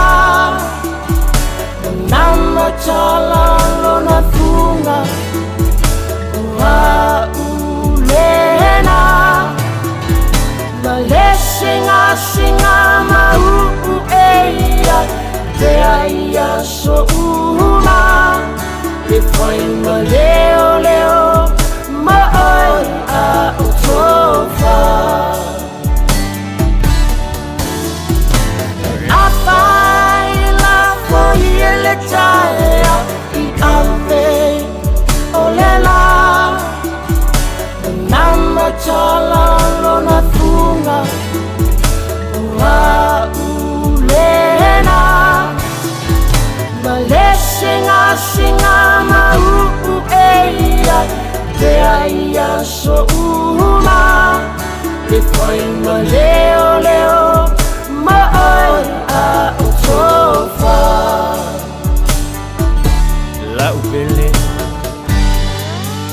Vai ngocho le lai tamocha Oji jojo Selili sama-sama yo otafu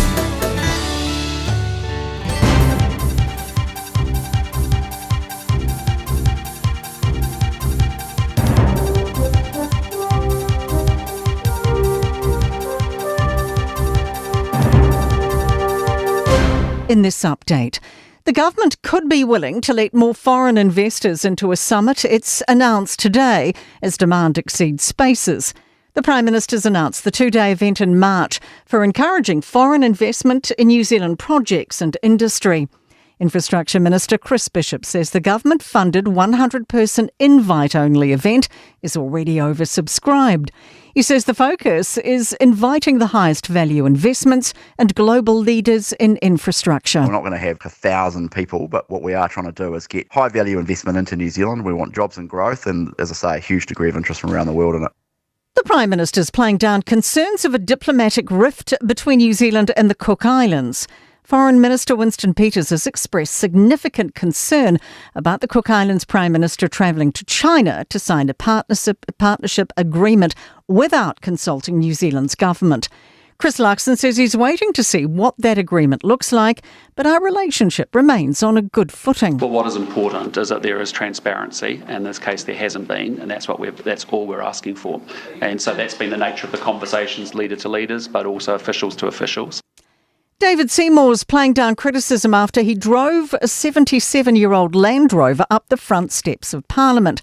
Parliamentary security stopped the ACT leader before he got further than a few steps.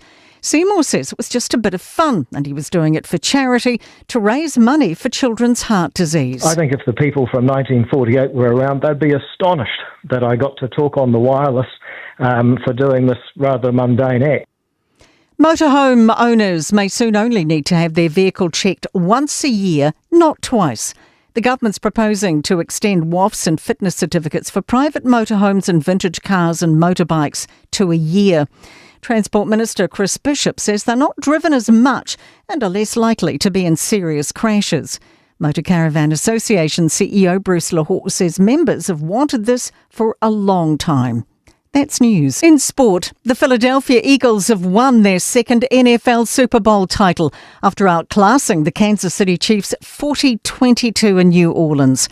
The Eagles' defence piled the pressure on Chiefs quarterback Patrick Mahomes, finishing with 6 sacks and 2 interceptions.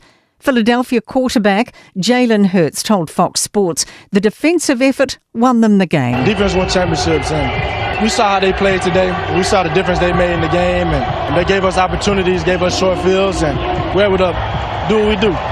15-year-old middle distance running prodigy Sam Ruth will hold off specialising in an event after breaking yet another age record. The teenagers bettered the 1,500-metre age record of now two-time Olympic champion Jakob Ingebrigtsen's at the Sir Graham Douglas International in Auckland. And that is sport. I'm Raylene Ramsey.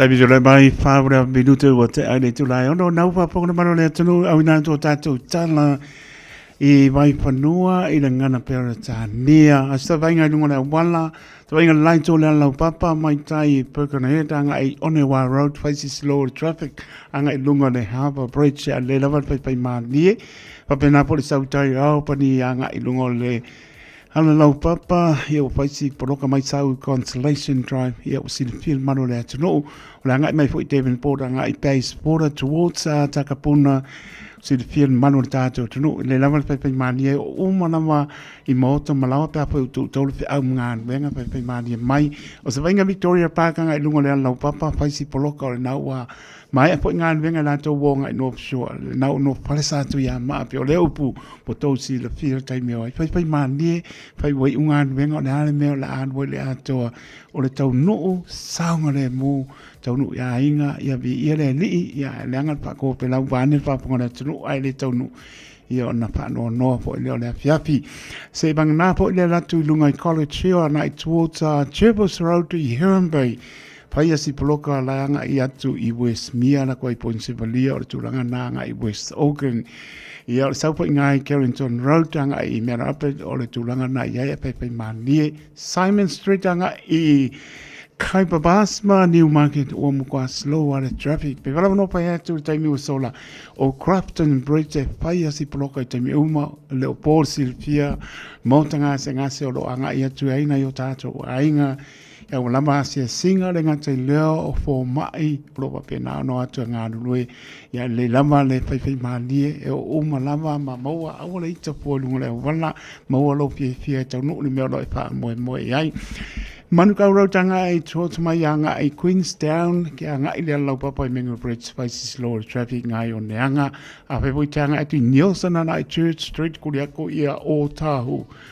O Sinfield Manor no Ellerslie Highway, Mount Wellington Highway, Paya lower traffic. I may say I Sylvia Park.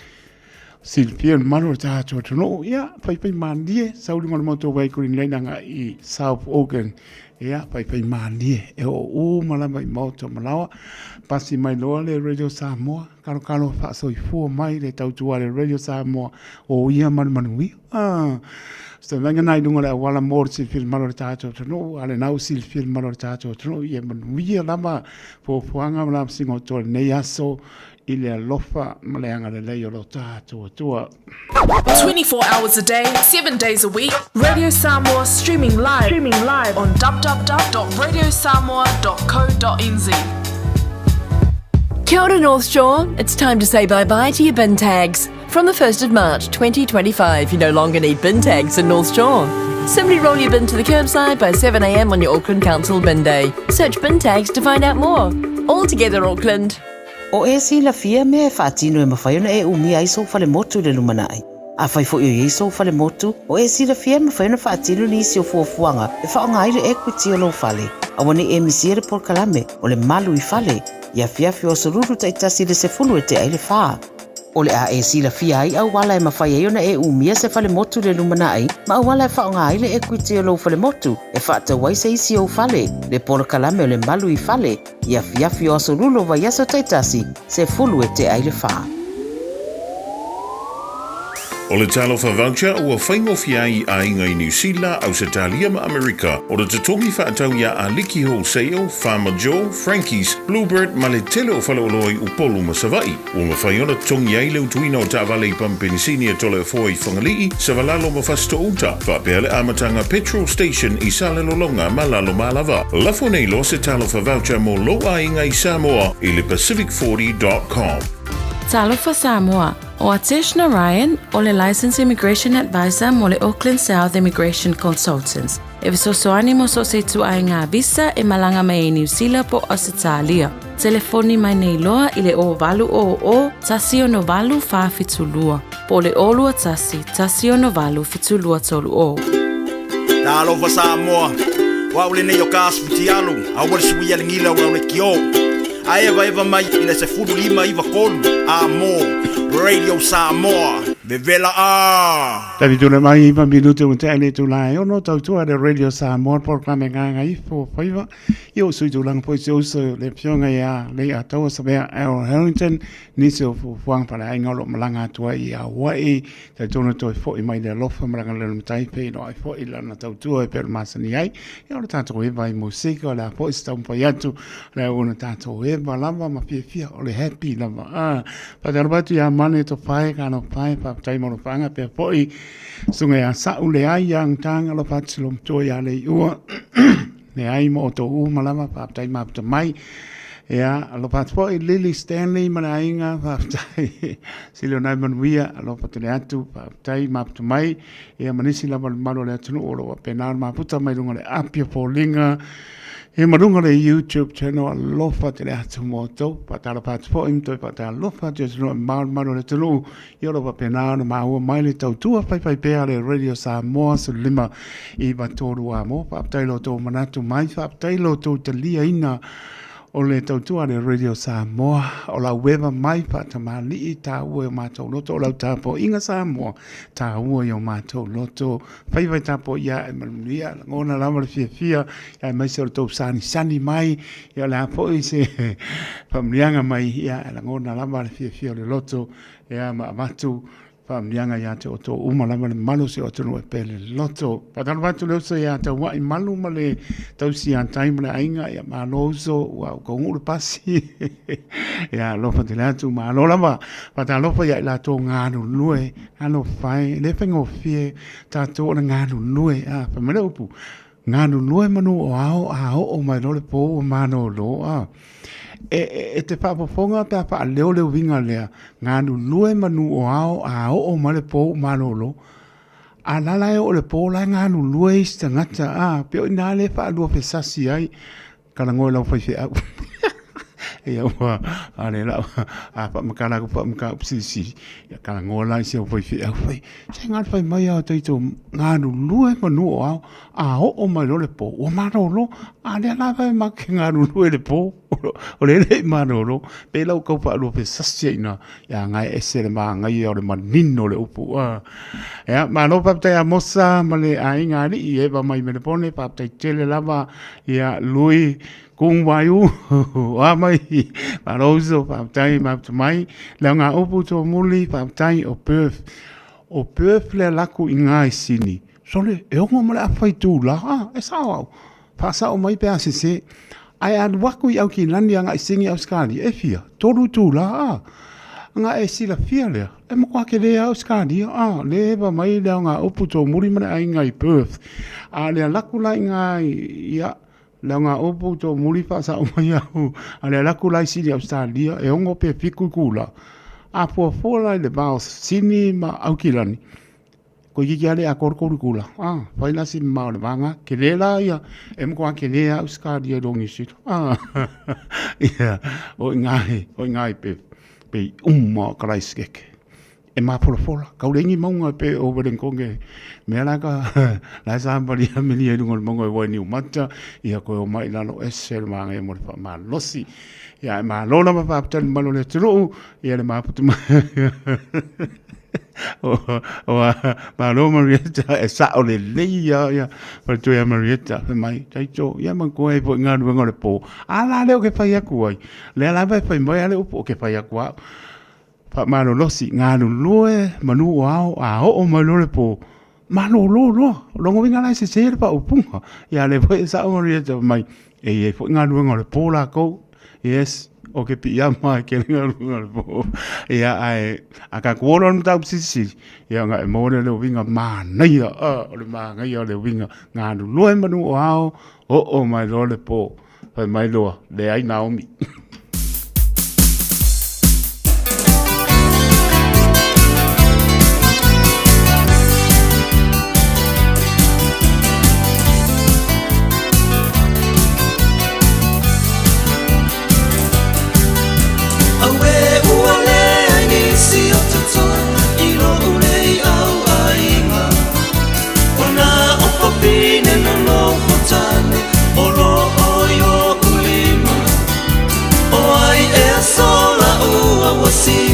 Ile nei pe nai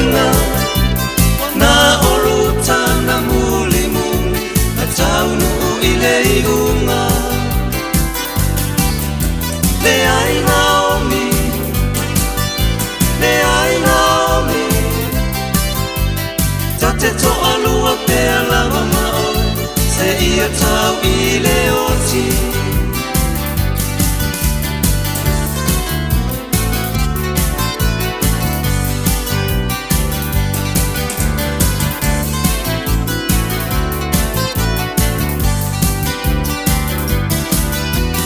Pele o Naomi e alena, le leo leo le alanga.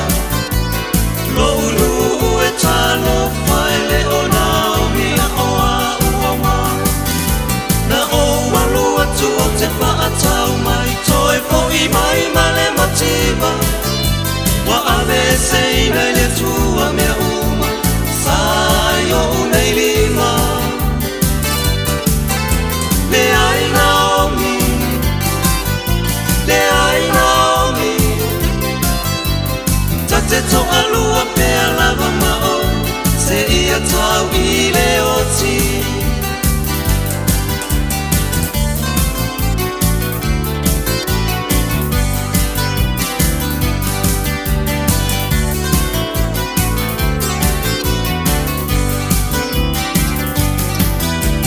Sauia o e rutala o tama ina toe po I atu. Ua lea I se tana tane, o tutoe a te anu.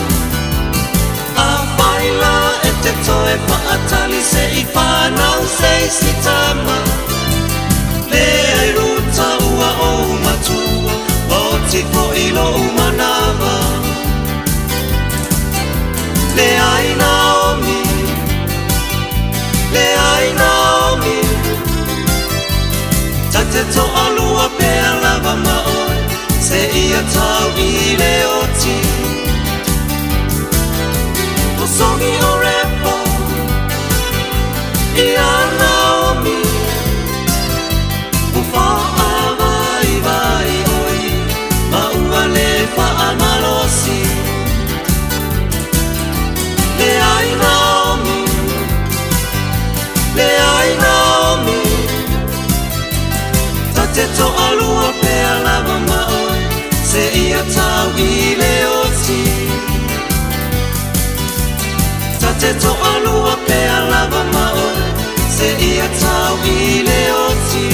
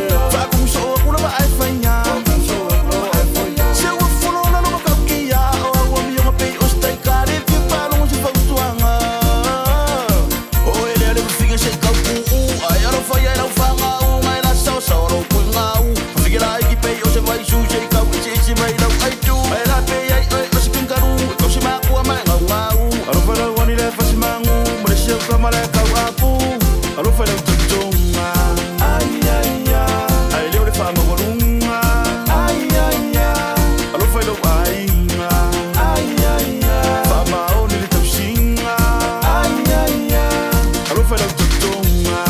Ai ai ai. Ai leo le fa mo lunga. Ai ai ai. Alo fai lo ainga. Ai ai ai. Fa ba oni le tapsinga. Ai ai ai. Mo se fo kuwa mai le olenga, le olenga, le olenga. Le ala le pule le kaua, le kaua, le kaua. Mo se fo kuwa mai le olenga, le olenga, le olenga. Le ala le pule le kaua, kaua, le kaua. Finge ai so ai le kia. Yo so ai le kia. Ba kum so kula ba ai fanya. Ba kum so kula ba ai fanya. Se wa funa na ma ka kia. Wa mi yo pe o stai kare fi fa no se fo tuanga. Finge ai so ai le kia. Yo so ai le kia. Ba kum so kula ba ai fanya. Ba kum so kula ba ai fanya. Se wa funa na ma ka kia. Wa mi yo pe o stai kare fi fa no se fo tuanga.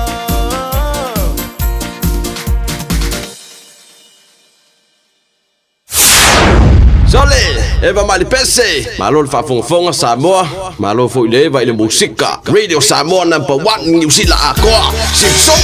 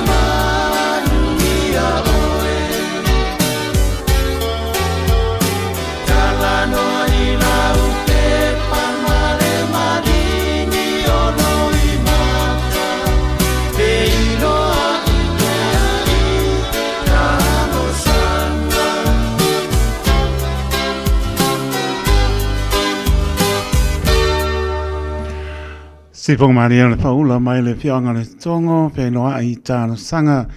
Tai bitu le mai luas pulono mra minuto bote ai le tu lai ono tau tua de Radio Samoa sun lima iwa toru a mo po klame Gagaifo Faiva ia mispole Gagaifo le la ni vai ngale fiapi o le asanga fu le sepulu February lua o lua lima to pata lofa to ai le maulunga lo tato tuno fe lava maputa mai ai pata ba tu le tau tua de Radio Samoa au kana mo tu tua o yo atu no o mamao ta lofa lava pata lofa le pangalonga pa ia le tu lo pa no mano ia wasa mo atai au ta lofa lava ele panganoina le mamalu le atu no fe ngai mati ngā o tino au silfia le li me uma o le matu tatalo le nice uma so se mota ngase mota malawa o lo fa tu e te mano lo ai anga le li o fo mai lana fa mano longa e pa yatu pa yane pa ifo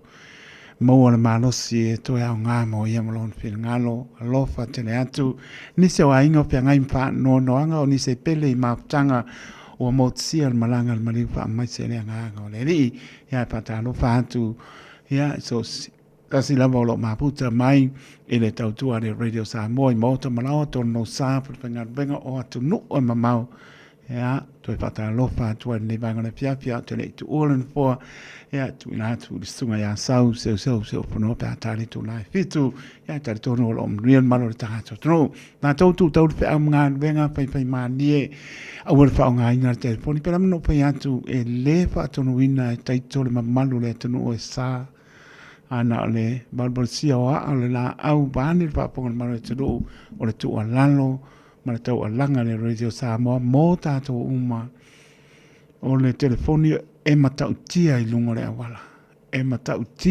awala na o silfia e te popole le taimi etani le telefoni anai maua loa noa pe ai pao tia i mauta malawa e mfai po na anga inai tele me o ka paka ia ke anga ia e pula po lau ta vale pe apa peo e fila ngano ai ia le tali sa vali lea ia e alofa tuai le lor me tupu ya pai po o ai o stone o sa ya o lo ainga ya pa pena lava tani telefone e tango ya ya ngano taman ya po tuanga na ya so o malama le tau le Radio Samoa o te pole la telefone pa te moto malawa mo le no tari ai ta o le mo le pasia mo li a o tu li ta sao ele o si le fier tam tau mulanga bale po ai lai malanga mai ai po ai la sa ka makau ngavane kamkau nga vale tuni atu ta sao ngai lan me mata o moli ya la kuri mai po elang me mata po la mai kamala o mai le va le langi mani la lo langi tu lo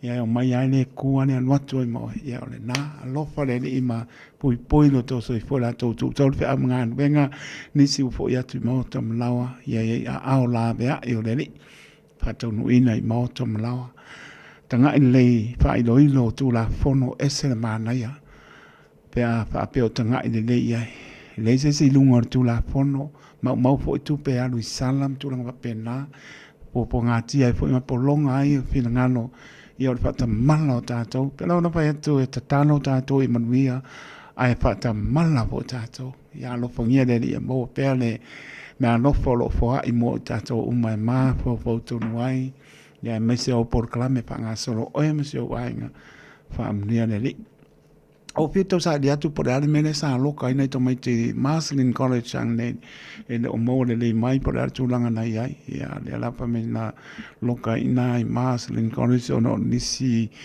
o po sa o nisi ton wele o mo tino mai halo ia na va so ngani malo sa pe na ona si o ai fo ia le pala o nga nei ma le sa le mu ya ma nei fo o lento te lava nei ma tuanga ka o mai loa ia na babean ho o iai piki mai nei to mai tino o te tala mai fa po matulanga pena ele mo tino pala le main reason po le nga lainga po loka matu ai ton mo sa le mu ya mo sa le mu ma tala le now o li imtum ma o li ima mai tai fa ya ong ya pa ma no fa tai ya perfil e mo le ni ma pui ma ta la so se tai mi la ma ta long ta to ma ta la sa le moi ta u polo la lunga pe au fa pa ngongo te nyau te pa pongo lungo apio po linga ma so se ple po mo lo pe na Ai me se lava te mai ta I ali tara Jeremia Allen lewa be ma Miss Pass speaker. Well done.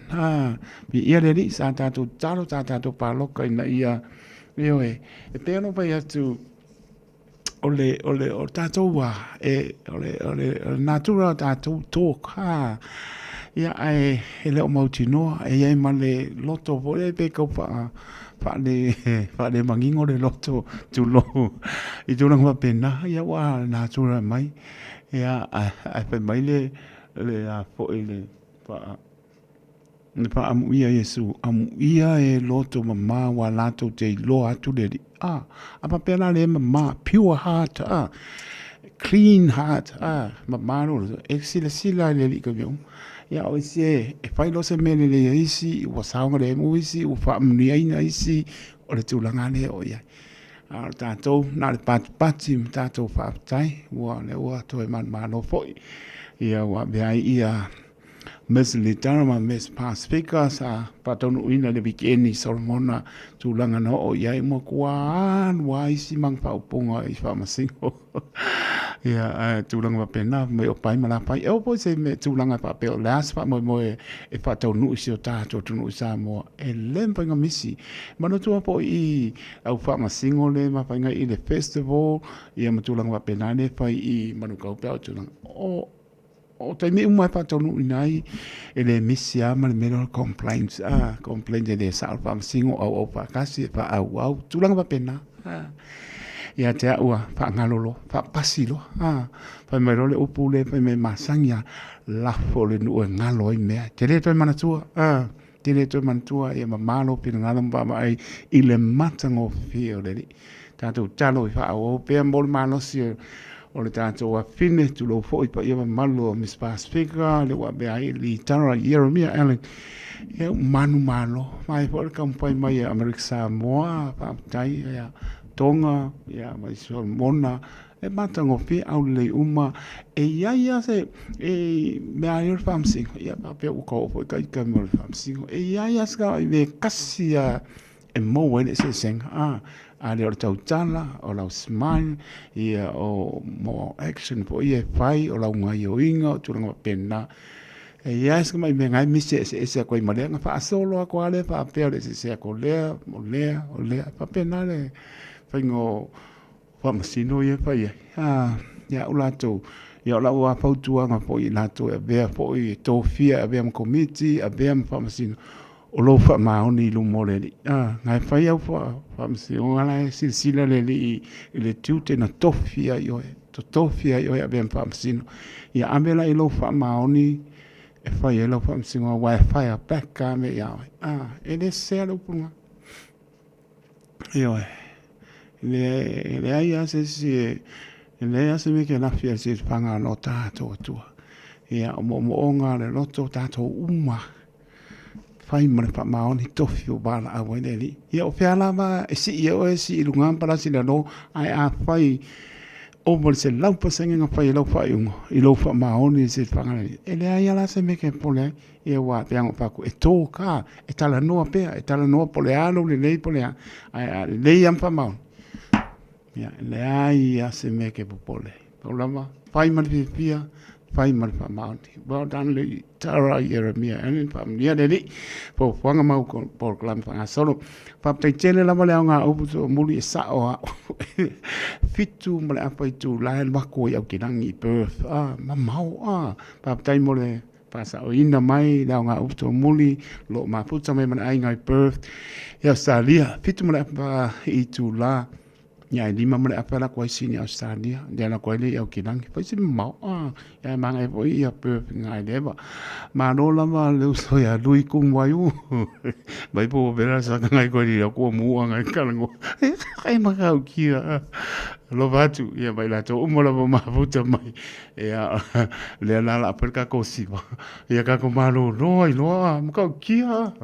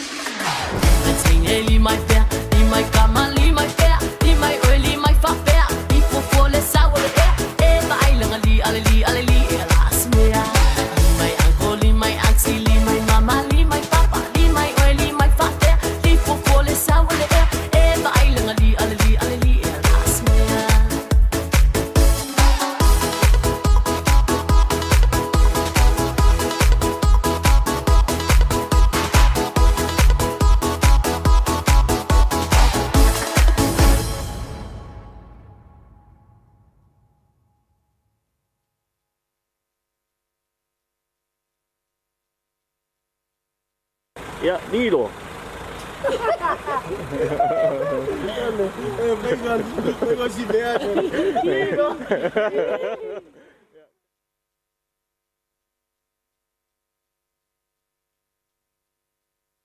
When you need to get tough on pain, Neuramol's powerful combination of ibuprofen and paracetamol provides fast-acting, longer-lasting, more effective relief than paracetamol alone.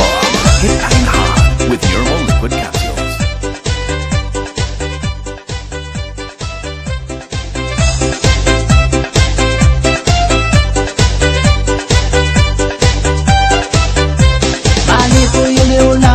Why I for the ship one? Why I on the sun? Why I malifit palapal? I lay my tattoo jam. Ole I like yama. And me chimalochino. And me chiano chang. Say for night. You sasa ilala wesi. Pau ole me fight yai. Ole fue ilala ole knife. Who in the fight ye chow pa bamba ole tingo na fit. I awale fight sport. Eh na fit ile antele. Soya ina, fitia ile musika, bala bala, ay lava lava.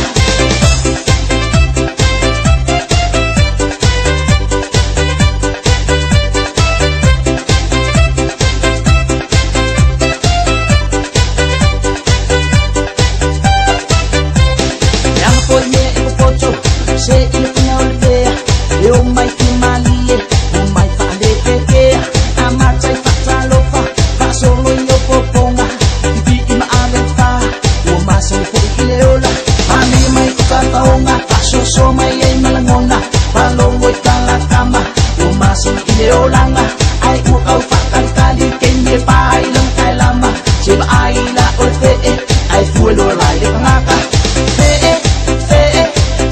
soya ina. Música,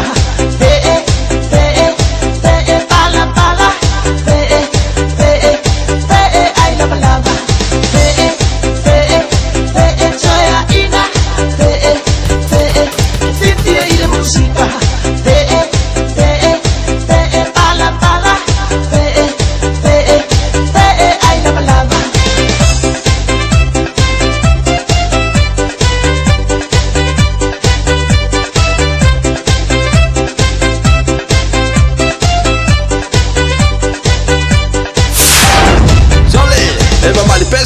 Malo le whafonga Samoa, malo fo ile vai le musika. Radio Samoa #1 New Zealand akoa. Sipso.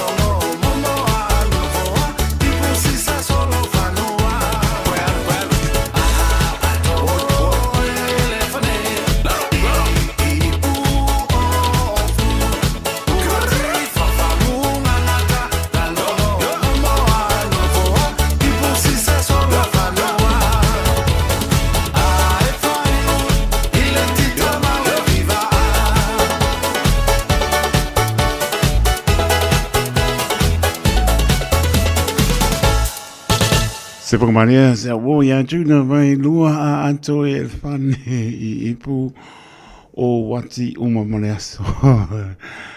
Tavi tu mai su fa minuti ona sala le tu lai fitu ya tare fitu fantasy mai po lea o sunga ya sau su fanua to ma puta se pa ya po le ono le tai au ya ona mai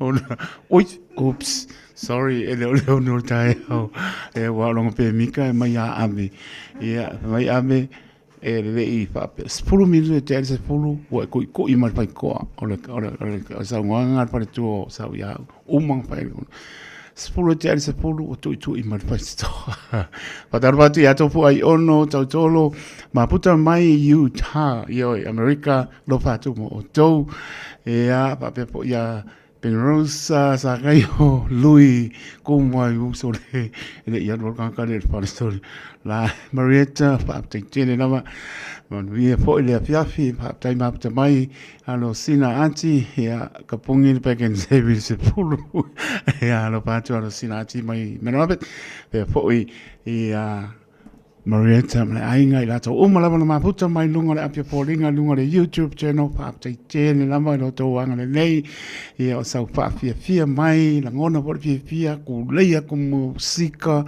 a e lo ane fia siva maua o le tatu pa mano stino na wako pe kaui pa wan mea ku lunga lima ku lunga pea e anu ai ko vai ke ora ko ai ka pusai sa vai e le kai ya o pusai sa pe pa pa wan mea io manes maro active o ke ngo fai ke wa ngo fai ko lunga wa le aru a terton ia wo ma te mo te aru ai le o tonu mai se o so pele sunga ya sau pa no to ma puta se pai foi se taimi le fiafi pa te tele lava pe no pa ia tu sa mo le tu pele I lo fatau wa ai le lava ngana tai to fa tai lo to pa ia mo to manu tanu le dia lo fa mai lo fatau wa pa lava so lo ngona nei fa man lia ina la ta po in Samoa mai al ta ele lo nganga le lo ta pa to lo pa tai ia lo to wanga le mai ma le talia ina lo fatau wa mo to ma to lo sa pa pengan venga te mita to te ma putai a mata to ma tanga